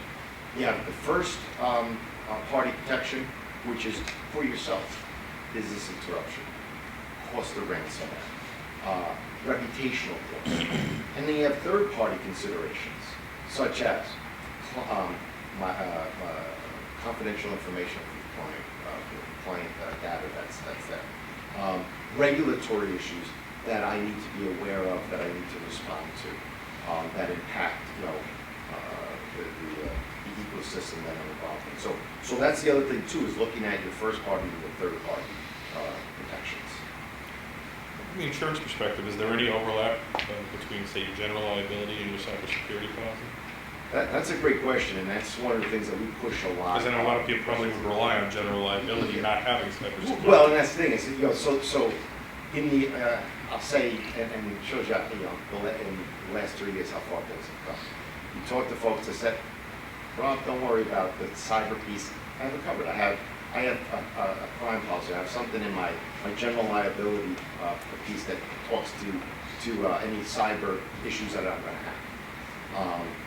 And then you find that, well, so what I said before is that it wasn't covered. And then you have, again, depending on the type of business that you have, is we look to ensure that that there, it's important to ensure that you don't have gaps in service, but it's just as important to ensure that you don't have, and you're not paying for double service. They're double. You're not paying twice for the same things. So there are policies like if you're an architect or you design security systems, fire systems, errors, technical errors and omissions policy. There's an E&O policy that's out there. That has some cyber protections that are in there. Again, that duplicate in the cyber piece. And what happens is if you have two of the same types of coverage and different levels of it. But again, what happens is, and especially if you have two different carriers as part of that, when there is that cyber event that happens, you'll wind up getting covered or getting covered to the extent that it calls for. But then carrier A says, oh, well, it's not in the, that the primary one that's going to respond to it is the other guy, the carrier B from the cyber policy. The cyber policy, carrier B says, no, we're secondary. It's the other guy that's responding. And all of a sudden, it's kind of talked about before, but then it takes valuable time away from getting up and running and paid for it and all that. So that's a huge thing, is just to ensure, again, have that conversation with your insurance professional, your broker, or your carrier, to make sure that there's a continuity in terms of the coverage, and there's not that kind of a double coverage. Or lapse. Or lapse, yeah. God forbid there's a lapse, right? Yeah. Absolutely. I just have a quick question, adding on to what you just mentioned. So does a cyber policy and a data policy cover the same thing? We do data disposition at the end of the data life cycle. When we talk to clients about the importance of having a cyber policy in place and having IT asset disposition part of that, cyber insurance almost always comes up. At that point, are we talking about a cyber policy, or is there a data privacy rider to a general liability policy? I'm going to give you the very, say it depends. My kids tell me that's the attorney's response. Yes, it depends. Well, so the answer is almost always is the cyber policy. There are certain types of data protection elements that may exist in either the GL of the general liability or your professional policy or your E&O. But again, it's going to, especially in the case of what you're talking about, it really defaults back to the cyber piece of it, the data destruction, the data or the governance piece. Another question? Hey, good morning, everyone. Todd Boyle from Ignite, Long Island. We have a couple manufacturing support groups in the room. We represent a ton of small and medium-sized manufacturers. Do you happen to know if there are any, and maybe this is a question better for Everton, but are there grants out there that we can shepherd our companies over to kind of offset the costs of coming into like deforest compliance and coming into like modernity with cybersecurity? So currently, as far as I know, for the energy system, we just finished up one of those grants that was specific for DoD manufacturers in New York State.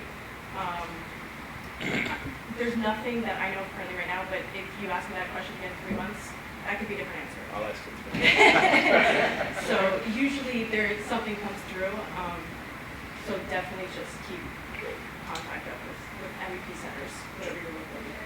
Can you just explain a little bit more about your assessments and how that ties into the grant programming? Sure. I mean, so the last grant, a little explanation of the last grant program. The last grant program that AIM kind of headed was, we were doing assessments for manufacturers. I was kind of in charge of the Hudson Valley, Long Island, New York City, and then AIM and Twin States took care of the rest of New York. But we were assisting them with the NIST 800-171 and doing kind of a gap analysis, going through what they have in place, going through where they have good things, where they don't have good things, and then we would get a report going with them, talk to them about their deficiencies. I also provided training to those companies for all of their employees, and we help with making a plan of action with milestones, system security plans, all of these big things that the NIST calls out and CMOC calls out. And I think with that grant we helped over 60 between all Well, of there were us. 79 organizations in the state that were assisted in all. We actually had a couple of years in the grant program, so we assisted over 102 years. And it was the initial assessment, and then the remediation, and then a final assessment. And then at the end, we gave them a certificate of completion on behalf of the New York MVP. Great. And that was something that at the time, I believe it still to be true, that's something that they can present to their DoD contract administrators, which will allow them to not only continue the good work that they're doing, but to bid on future DoD contracts on the road too. Just to follow up, so does that tie into what the other two gentlemen do? Do you touch on the insurance part of that when you do the assessment, or where they stand on security for cyber? We don't necessarily touch on insurance, but I definitely touch on what you do a little bit more. A lot of the manufacturers that I come in contact with have that same issue where they don't want to hire another person. They don't see the necessity for it until they're losing government contracts.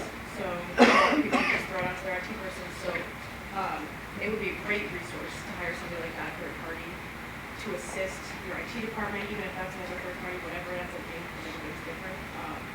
Definitely would be a great resource. And cyber insurance is huge, and it doesn't get talked about as much in the DoD front, but would be very useful.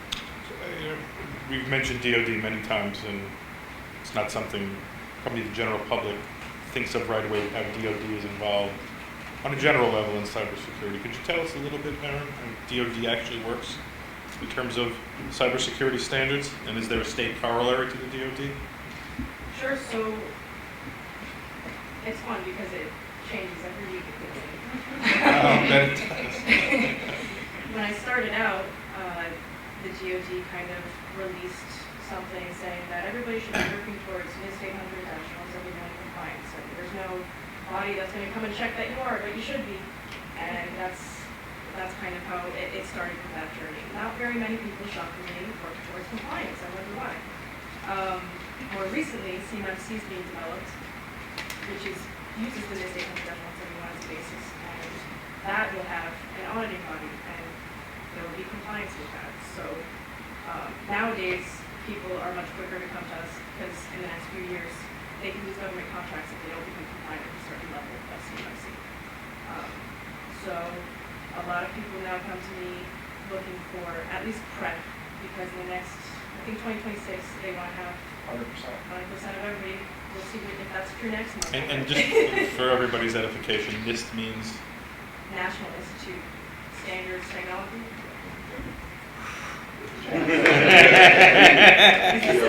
David, the thing that folks just realize is that with CMMC coming, is you're not going to be allowed to even bid on the contract. So it's not like, you have the contract and if you fail compliance, you got a problem.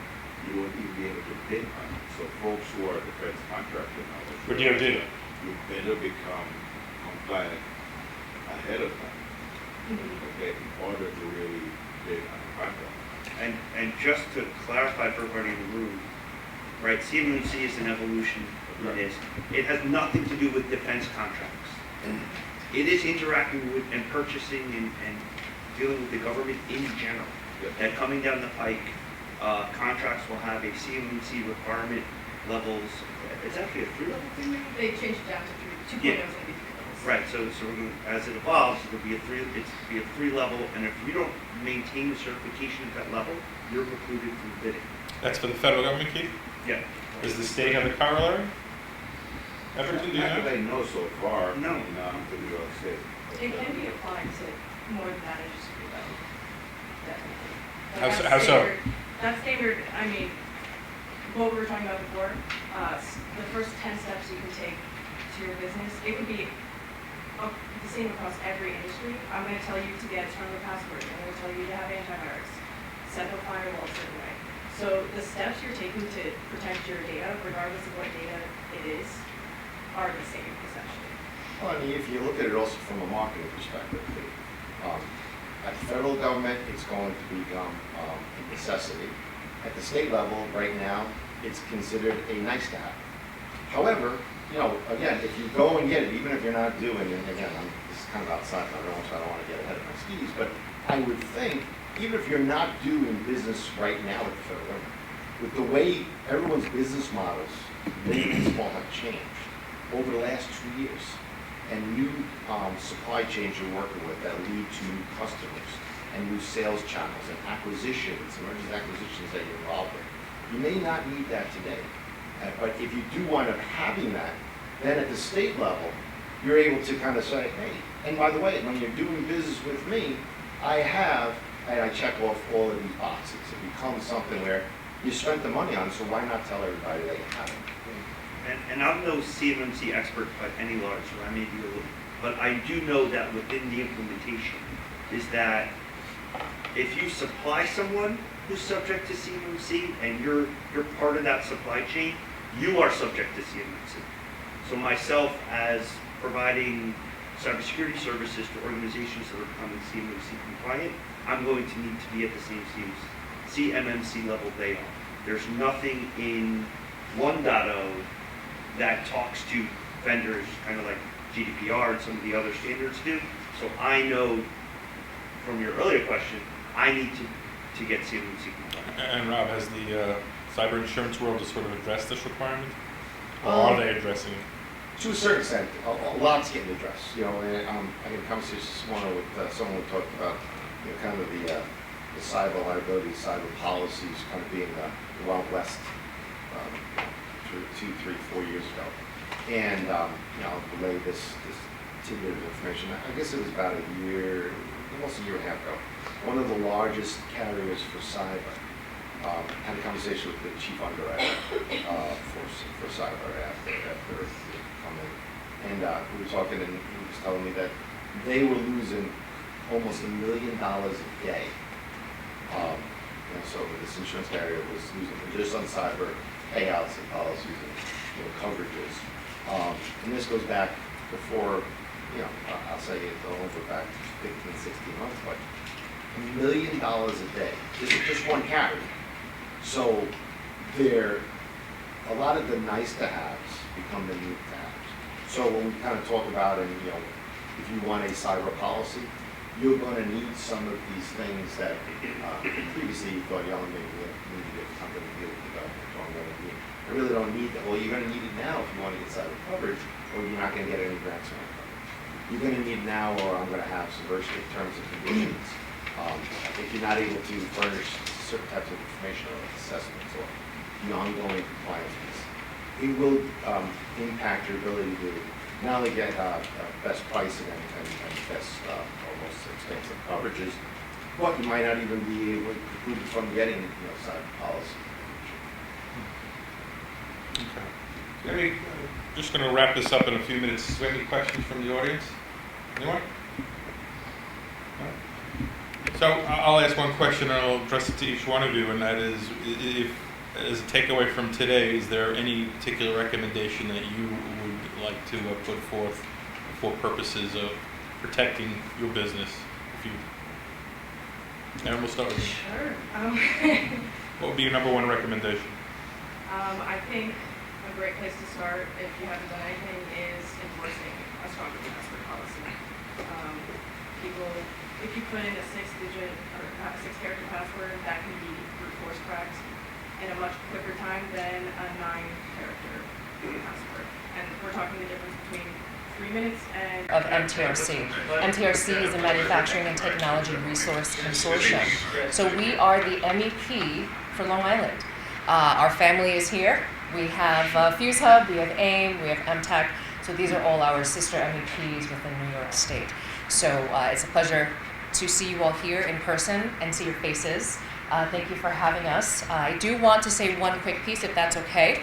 Some phenomenal speakers here today. I do want to say that, it is crucial, the culture that you have in your company, and including the processes. So one little piece that I want to add, my little story that I want to add, my cybersecurity story real quick. The organization, I worked for a major organization before coming to MTRC, and I worked for their business operations, worked for the chief financial officer. And the controller received an email, and the email says, first name, right? And this is where the cultural piece comes in. It was first name, comma, can you send me the account number and routing information to send a wire? Now, for this organization, the CFO had just come on board. It was a very big deal. And I was transitioning from finance to work for the CFO. So now, being a new CFO, everybody wants to give him what he wants, right? He needs to work and move. So the culture piece was, in the email, he used his first name. The CFO gave everybody nicknames. He didn't call anybody by their first name. So that was kind of a red flag for the controller. And the controller wrote to the CFO and copied me and said, we'll get you that information, no worries. But the process, the internal process is, you submit the request to Cynthia, and then it's brought to the meeting to address in the next day. So with that, the CFO opens the email, and he reads it, and he immediately shouts, "I didn't send that!" screaming, and comes running out of his office. Right? So now all of a sudden we're getting the VPs inside, we're getting IT, and everybody stops. So the culture piece, again, not saying you have to create nicknames for your executives, but that close culture kind of was a little bit of a filter. But the main filter was the internal process. Right? So, hey, buddy, great you're on board, and I'm kind of reporting to you, but here's the internal process. So if we can kind of just stick to that. And that was the filter that caught it.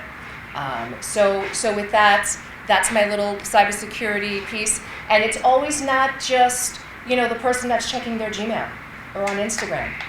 Like one of the gentlemen on the previous panel said, it's opportunity. So that new CFO coming on board was a really big opportunity, but they didn't get it. So that is my piece. I look forward to the next panel. Thank you all so much, and have a good rest of the day. Thank you.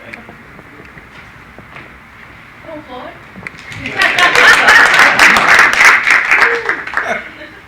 Anybody else? No, I think we're going No? to check it out. Shy.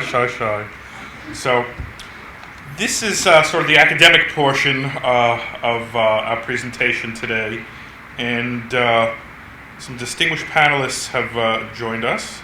We have Dr. Hak Kim, co-director of Cybersecurity Innovation and Research at Hofstra University. My alumni, thank you. Then we have Michael Nietzsche, right, PhD, doctor. CISIP Director, Entrepreneurship and Technology Innovation Center at ETIC, Director of NAS and DHCAE Cyber Defense Education Program at New York Institute of Technology. That's pretty impressive. Wow, I'm going to have to put on a nameplate.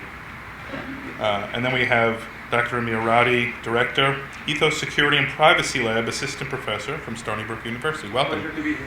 Welcome all. So, I had mentioned previously on the prior panel we had spoken a couple of times prior to today's meeting to sort of get to know one another and formulate some questions. And one of the things that I hate to say, maybe it's a function of age, I know it's a function of age, is that academia seems something for me that is rather far in the rear window these days. And relating to what goes on in the classroom, whether it's at the university level or otherwise, I don't know. I find it rather difficult. These kids coming out of college today know infinitely more than I ever will as it relates to IT and computer security. That being said, if you gentlemen would just take a minute to sort of introduce yourselves and let the audience know what you do, and appreciate it. Sure. Dr. Kim? Oh, you want to go? Yeah, actually, I was just going to take it in order on the... Go ahead. I'm sorry. Yeah, I should have sat there. Yeah? It's all right. Hello everyone, my name is Hak Joo Kim from Hafsa University. I'm currently chairperson of Information Systems and Business Analytics, and also the country co-director of the Cybersecurity Innovation and Research Center, which is recently opened November 2019, very new. Our center is funded from New York State and also matching fund with from ASRA. We invest $1.25 million. Actual physical center with a lot of the real world hardware and also software. It's great to use our center. Right now, currently, we are under usage of our lab resources. This is for not for our university, also as well as your industry organizations. We opened our centers. Currently, we are pursuing the funding, mostly focusing on the K-12 education programs. We will maybe soon start to educate the high school students groups. Next year, currently I'm writing the grant for the industry, for how to develop the workforce in our community. Then maybe hopefully get funded from NSF, and I hopefully meet you in the next year for the grant. And briefly to our centers. Our center is more than 1,000 space and all real world tools. Actually, we invest $500,000 for AI-based gamification, cybersecurity, cyber range platform. This is like a scenario based. We build our own scenarios based on the real world environment. We build it and then we do the experiment, like attack and defense kind of platforms. Another tool is we have several real world tools. One is like a silent set. This is a military use grade cyber range program software. We also have maybe many of you are in the cybersecurity area, right? We have the Metasploit, is supported by the Rapid 7. Also, we have a lot of actual cybersecurity firewall appliance from the Cisco actual firewall tools, and also the forensic tools. The name of the product is Celebrite. Maybe some of you know it. That's a leading company in forensic area field. So, and also we have a lot of the IoT tools, including drones and AR, VR kind of devices to learn how to secure those IoT devices. That's our current center. I already said currently our center is focusing on educating our students and also the K-12 students. In the future, we definitely do the industry. Well, we really need to collaborate with our community, the industry in our communities. Mike? Sure. Yeah. So first of all, thank you to Long Island Food Council and WP, and I just want to commend you on this guide. I know this is no small task, and it's the first real effort that I've seen to bring cybersecurity, the terminologies, and the way you put it together in a very concise fashion and brought it to everybody. It's fantastic. I've never seen anything like it. It's a great first step to a bigger part of the world to introduce cyber to the world. So thank you for this. I'm going to ask you where I can get like 10,000 of these. Talk to Corey. Yeah, no, really. Is there a digital version, just out of curiosity? There is. I have it. There we go. But then people can steal it, right? So with that being said, my name is Mike Nizik, and I work for New York Tech. New York Tech has a couple of different campuses. We have campuses in New York City and Earl Westbury, but we also have a campus in Vancouver that has an enormous cybersecurity program, as well as the two programs from Manhattan and Earl Westbury. So, our programs are focused on the undergraduate program and the graduate program, so cybersecurity and network security. So we work with these programs to introduce students to cybersecurity in a very, very high level, introducing the policies as well as the hands-on activities. And we do that through our labs, our cybersecurity labs, our centers, and also through competition. Cybersecurity students in general, those interested cybersecurity incredibly competitive. They want to cast the bag out, they want to go after, the criminals, right? And when you pose these questions to them in that fashion, they're incredibly competitive group of people. And those are the folks that the industry's looking for. So we're trying to bring students in from high schools, as Howard was mentioning before. The focus is to bring this pipeline of students from a junior high or high school level in, introduce them to this career path, and then also to formally educate them, but give them the hands-on technology. So once they leave, they're going into industry with this hands-on technology. And that's our focus. So with that, there's going to be a whole bunch of other questions that I can elaborate on our programs and other stuff that you have questions on, but I'll hand it over to you. Thank you.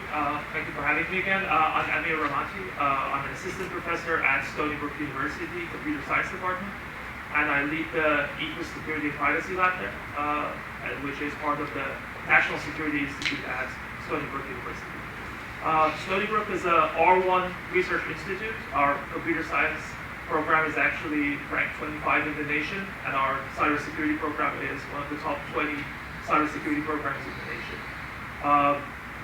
Our group consists of 8 faculties, tens of graduate students, and we teach hundreds of undergraduate students and graduate students every year on various cybersecurity fields.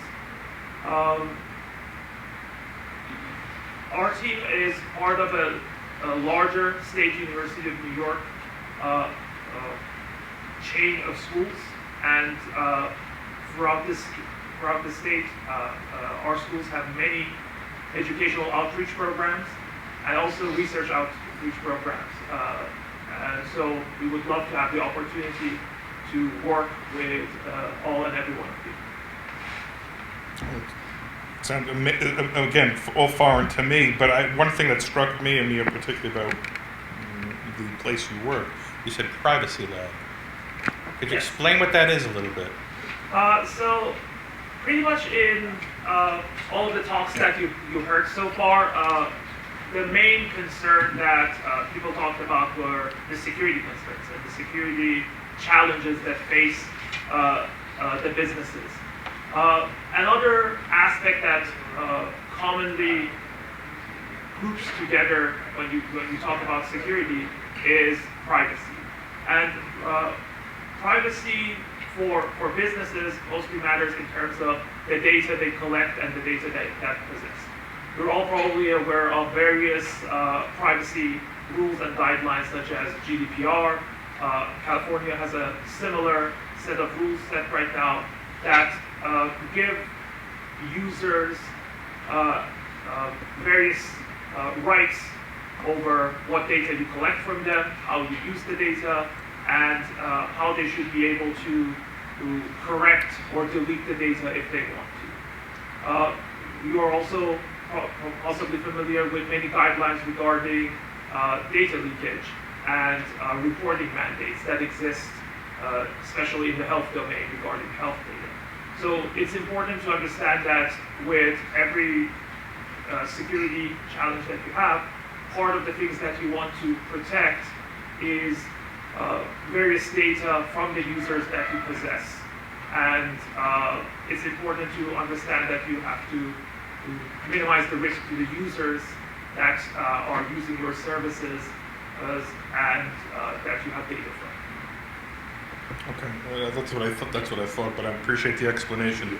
So, cybersecurity, relatively new nomenclature in the American lexicon and probably in the global lexicon, and even more so over the last 10 years. Now, Dr. Kim, you mentioned Hofstra sort of built out its lab, what was it, 2019? Yeah, only 3 years. Okay. And Michael, when did New York Tech start to put this kind of program in place? So our structured formatted lab was 2015 and around 2016. Mm-hmm. We also became a center of academic excellence, which is the NSA designation for our program. Mm-hmm. So there's a program, when I started, it was like 150 schools. It's like 300 schools now in the nation that are NSA designated. National Security Administration. And that's just a recognition of the programs and the way the programs are run to meet those requirements. So yes, so since then, but even before then, for a good 5 years before that, they had a CNSS 4011, 4013 certification. So they've been cybersecurity for a long time. And Amir? I believe the National Security Institute is about a decade old. We have faculties who have been working on security and privacy challenges and research on the topic for longer than that. But in the form of the current group, I think it should be about a decade.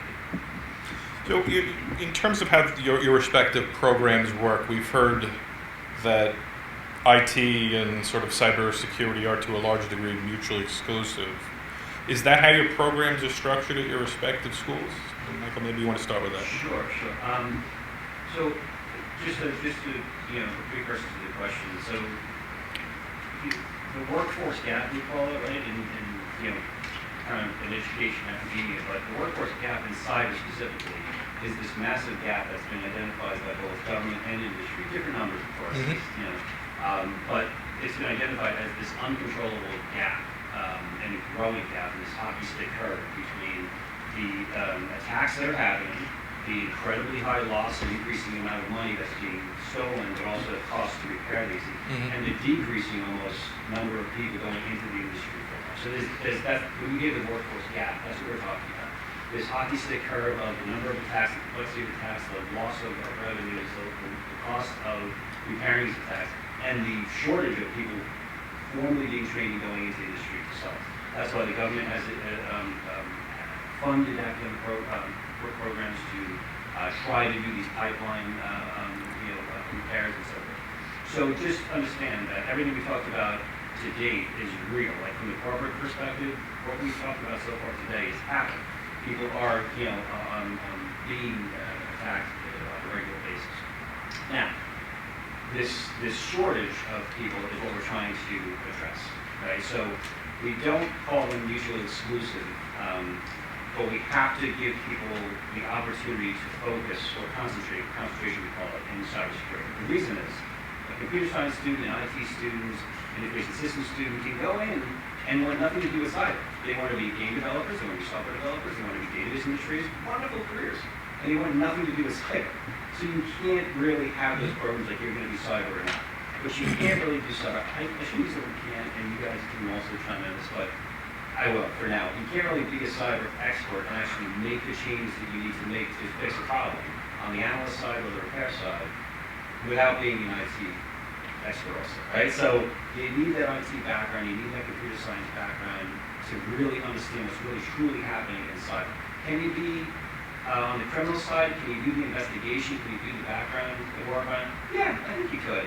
But to really fix the problem, and those of you from the other panelists especially, can chime in also. To really address the problems, you need the two. And that's where the unicorn comes in. Trying to find these unicorns is impossible for industry. 5 years experience, we said before, right? That's the entry level. Yes. Right? Those are, those aren't the newcomers. We're trying to produce the newcomers. We're trying to produce the entry level students that industry will take on and go, you don't have 5 years experience, but you can do the job. That's what we're trying to do. Actually, I want to introduce myself. My background is very looks like unique. Actually, my undergraduate degree is business degree, and graduate also even accounting. And then I work for the telecom company, one of the world-class company in South Korea, SK Telecom, Korean Mobile Telecom, was the previous name. At that time, I learned a lot of the technology about the networking. Then I studied to change my career to engineering, because at that time I studied accounting information system, and I felt some learn more analysis-based accounting systems. And then my career started engineering side in University of Colorado, doing master degree of engineering, and start jumping, and then I studied more in University of Pittsburgh for the communication and computer networking. So after that I taught like in country around more than 15 years in computer networking. At that time, most focus on the connection, like the internet, right? They focus on the how to deliver data without any like reliable transmission of data, focusing that. after more than 5 years teaching. After that, now cyber issues. Right now, more than always we teach the first class. Security should be balanced with the data availabilities, like balance. Some legitimately acceptable level of the some security issues, okay, acceptable policies, and then balance. But now I felt data is already, the asset, right? Dangerous things. Current business is data oriented. Everything decision making is by the data. So now, cybersecurity is not anymore like a kind of preventing or defending data itself. Cybersecurity is like an asset for your more healthy. So that is a current trend. So that is our house cybersecurity initiatives. I built our cybersecurity centers not focusing on the technical side. Our computer science department has already more than 10 years focusing on how to defend our systems that focus on like a back-end system focusing to secure their system or data kind of things. But now I'm thinking of a more aggressive counterline. That is secure, that the security is our current existing business. But we have the front line and try to set is something strange, but the data should be more kind of capitalized for like a data product in something, and then sell to the other some areas. That kind of thing. Any cybersecurity should be frontline, not anymore backend. That is my initiative, and then we have the two programs. Like a technical side, kind of existing one, still have the programs, cybersecurity programs, but we have the management. That is a technology management program. And the policy is not just the current policy to secure our systems, but these policies, technology management policies. That is you increase your value of your companies. That kind of things. We have the two programs. That I am in charge of the second part, technology management policy programs. And currently we have the MBA students understand the technology in networking and security also. So how to make a commoditize with the cybersecurity in the business world. That is our focus. To answer that question, I want to take a little bit of detour. All of you have probably seen kind of like the revolution on computerization of everything in the last couple of decades. And this has happened in every field imaginable. So now if you have a car, it's practically a computer that has wheels. If you have a smart refrigerator, it's a computer with some cooling capabilities. And in turn, that has kind of reflected itself in our education system as well. No matter what field of engineering or arts you work on, you're working closely with computers, and computers are part of like your essential toolkit. If you're in art, you're probably working with many like Photoshop or like many other art-oriented softwares. If you are in fields of engineering such as mechanical or civil engineering, you're working with tools and applications that are specifically developed for your domain. And in some way, our companies have also gone through that phase. No matter what company and what size of company you own, you now are somewhat probably a tech company as well. You have Uber, which is pretty much a taxi system, but it's a tech company. You have Airbnbs of the world. And you don't even need to look at companies that are such huge in size. Every mom and pop shop now has a website and has various presence in the form of Google, in various like online recommendation platforms, and all of that plays into those companies and how they can be affected by both attacks and by challenges that cyberspace brings to them. Going to the example of like simple mom and pop shop that own a website. That website in itself, if taken over by the attacker, can serve malicious content right beside the original kind of like simple contents that the shop is supposed to serve. If they're selling something online over their website, that can be affected by an attacker to steal credit card information. If you're thinking about even the simple recommendation systems that exist out there, how people can manipulate and affect those ratings will have huge consequences for your bottom line. So no matter how small you think your cyber presence is, or how little of a target you may be, it's important to remember that the attackers don't necessarily want to target specifically you, and I think this was mentioned before in terms of just someone who wants to steal something from the car is just walking down the road and trying to open every door that's possible. Attackers are always looking for the weakest link. Attackers are always looking for the path of least resistance.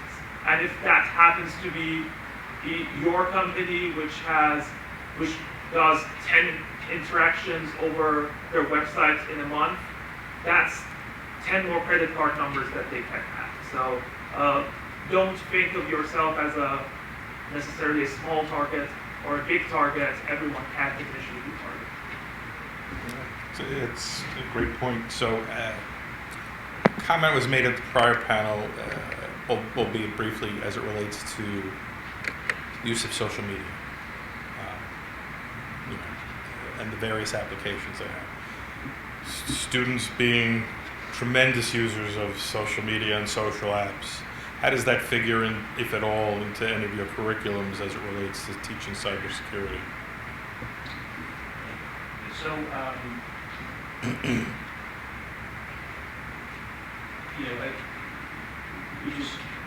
we were talking about how the world has changed greatly.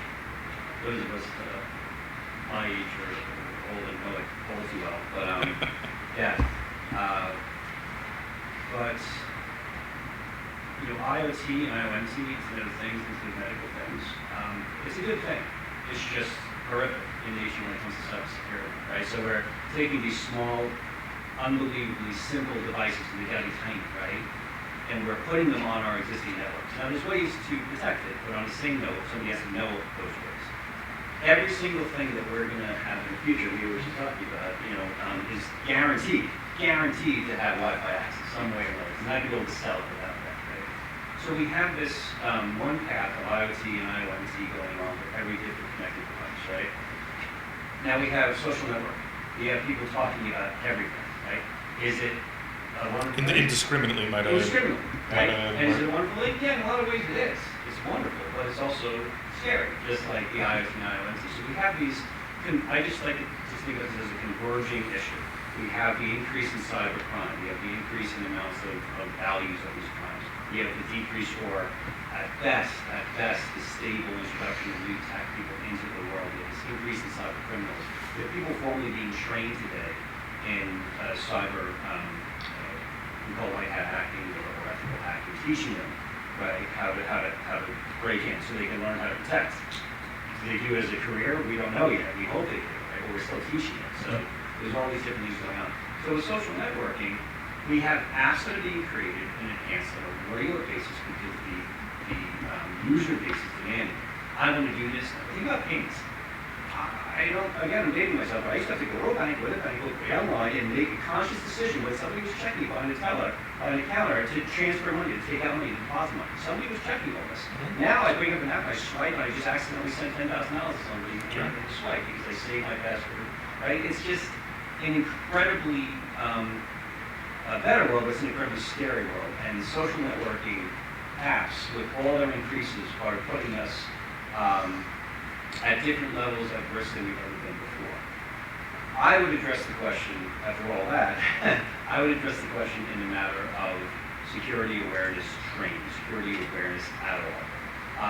I don't believe personally that I've seen anything near what we need to think about as a corporate and a governmental community that implements security awareness training so people actually know what their actions are doing.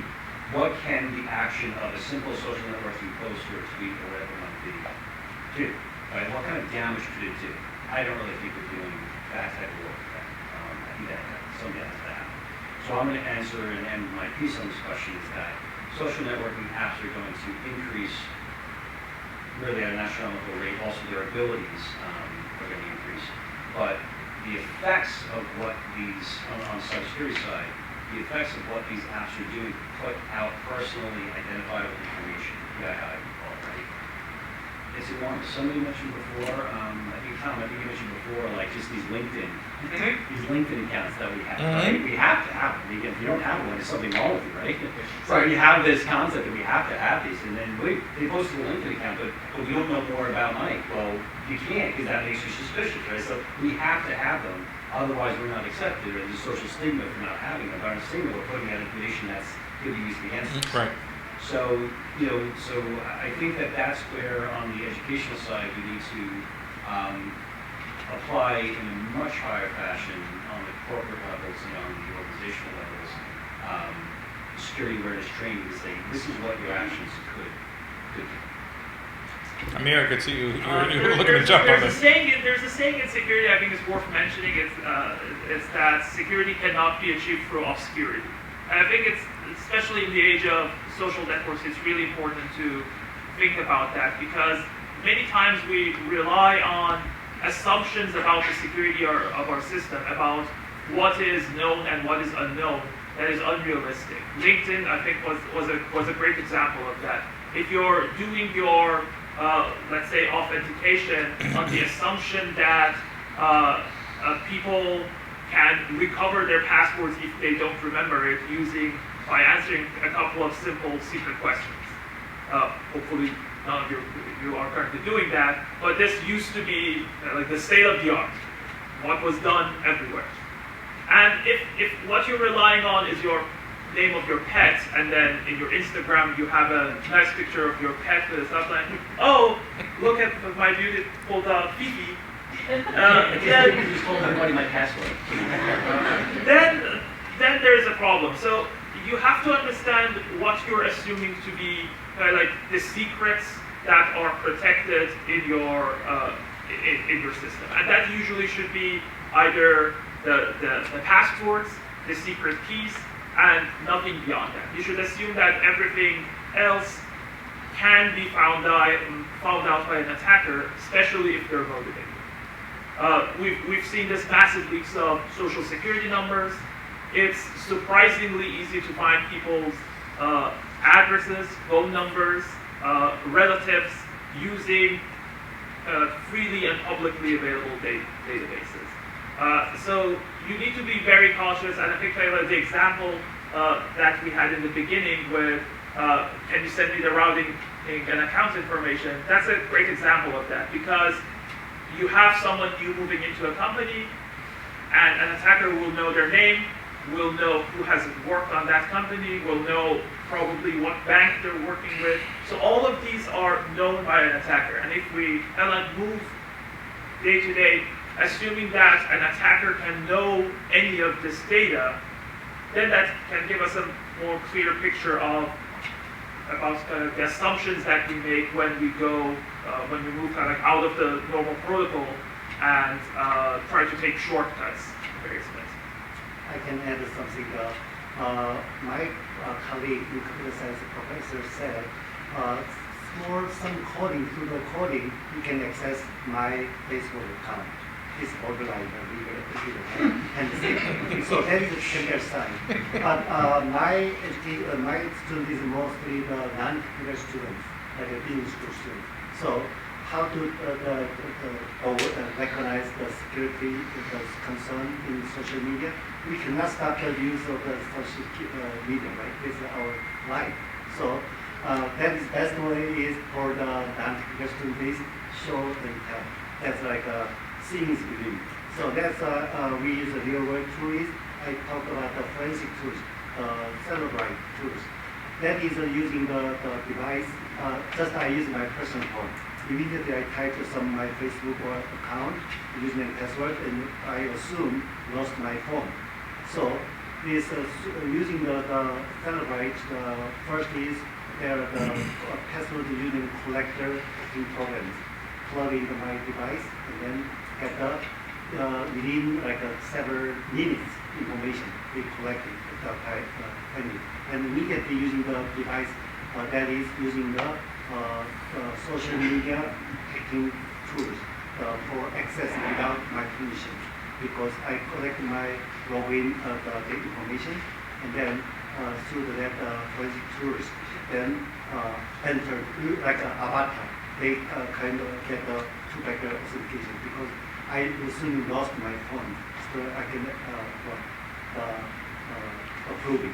So, and then searching social media, my Google, and one is which one is this some other social media is very weak system, that kind of things.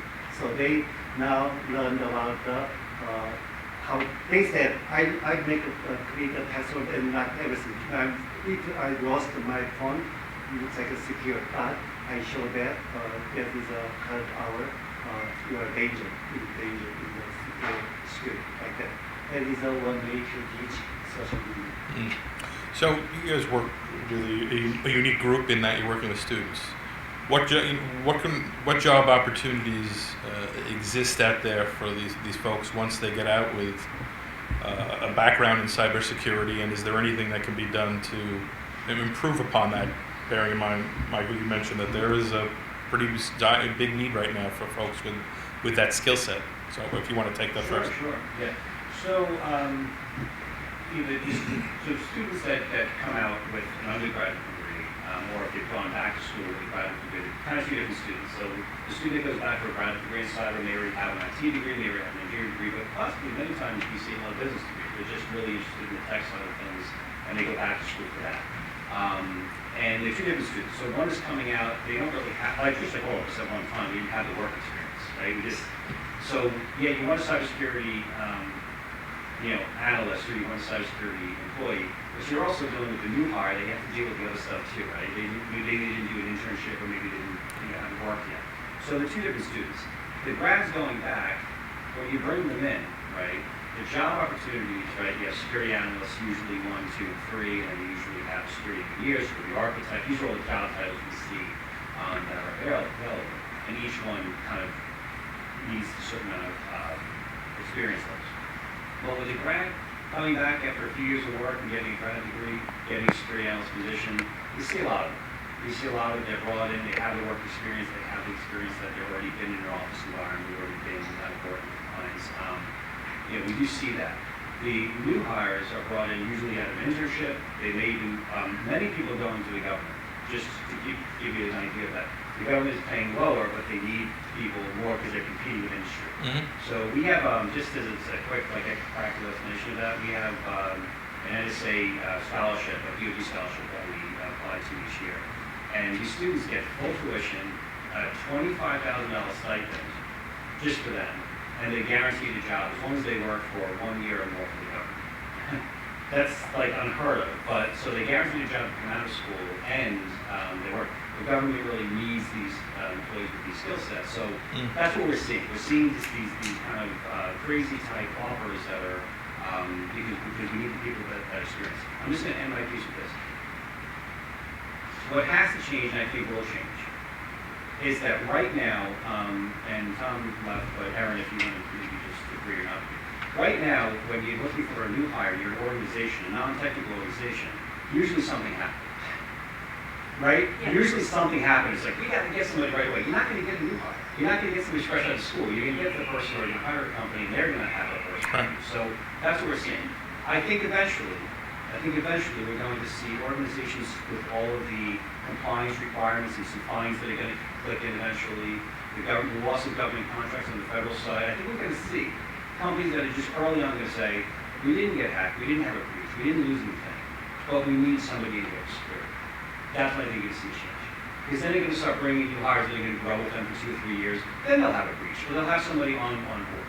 When that happens, I think you're going to see a massive shift, a massive paradigm shift in the type of hiring that's happening. Because people aren't hiring when something happened. I just lost all my stuff. I need somebody to come in. That's not a new hire. As soon as everything changes, where they start bringing people in early, and they start training them and bringing them in and kind of, working with them. As Keith said earlier, he's not very much, but that's when I think we can see a huge change in hiring, where you're just going to see the floodgates open, and all these new hires from all these programs are going to be brought into these companies at entry level. And when a breach does happen, those companies are going to respond better.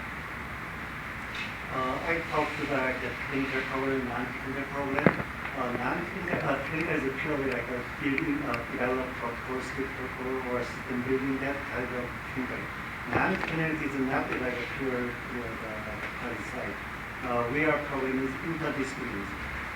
Half of the coursework is technical courses, even the detection system or the actual security, hacking, those courses is in our side also. And other categories like cybersecurity laws and policies and kind of like those kind of courses and risk management. So our target is like first one is risk assessment. Like a lot of the companies, regulated industry, hospital or other government contractors, they need to follow the compliance rules, right? Those are our student target. Second target is more of the general one, network security administrators. Our students already know how to configure, build the VPN firewalls. That is more like graphic oriented. So non-technical people easily learn those security topics and then do the kind of troubleshooting or kind of things. That is a network security entry level job opportunities. That is the main for the graduate students is targeted more like a high level policy. So they can make the standard or company security standard policy like that. But still need the technology understanding. That is another target, like a 3 categories. I think the job opportunities there are plenty, and they pay really well, as you mentioned. I think compared to many other fields. One trend that I hope to see happening in the next couple of years is that kind of like your everyday like IT personnel need to have much better cybersecurity education, and this is something that's getting reflected into schools. So we see the cybersecurity being the core part of their training. There are also, although Stony Brook doesn't offer it at this point, but there are many micro-credential or similar cybersecurity trainings and certificates available that are good sources for people who want to go back and maybe take a couple of months or maybe a year at most to have a good understanding of the security challenges and solutions that exist out there. In terms of online resources, we're seeing a huge increase in that as well. So many of the questions that this audience may have can be answered through the right online sources. And it's important to say that there are many wrong answers out there. So you need to talk with a professional that can point you to the right resources that are out there to help you get a better understanding of any of these issues that you're interested in, and also learn about the solutions. That's actually great advice. Yeah. So we're getting a little close for time, I think. So is there any questions from the audience? I just have one question. Michael? We heard from the private sector and all these regulations and kind of, is the academia or the colleges addressing these things that are going to be due in 2026 and all these other things? Are you teaching to what's happening going forward, or just more Yeah, what's out there? currently we have the current existing compliance rules like HIPAA or at least 800 rules that basically teaching this management class. Definitely, usually we hiring the industry people, so or government regulation agency workers. So that is a big hopefully more future. Yeah. all the frameworks, though, like ISO 27001 and 2, and then you have the NIST, the 100 series that Doc just mentioned, they're all the core groundwork of all the cybersecurity courses. Like everything, creating and managing the controls in those documents that tell you what is really going to be considered safe. Right. Those are all, from an educational perspective, almost everybody, I'm assuming, uses those. Now, you notice the new one we're talking about is based on that 171 document, which is the original. I got most of the numbers down and most of the acronyms. So what I'm saying is that all the programs are geared around making sure that those frameworks that everyone kind of got together at some point in time, over time, agreed what the best way to secure the systems. There's a cloud, or there's a cloud-based security NIST document. So all of these are the core frameworks that we use to design SIL-I, things like that the students. It's interesting knowing that 2026 for the private sector is a deadline that they're going to be approaching. And they're going to need people that are really on the top of that. Yeah, but if you look at the details, even in your document here, it's referencing the 871 document, which is really what everyone's been using for a long time. Yeah, that is a good case. We need like a more on the side because currently existing one. But actually, kind of our tool is actually like experience hands-on, even though like kind of the framework, this framework to follow the compliance. They have the hip-hop case to say scenario-based. Actually do the assess based on the scenario that we build. Actually the like 100 items, check the secure or not kind of thing. They learn how to assess actual risks. That kind of done more scenario-based and actual practical-based.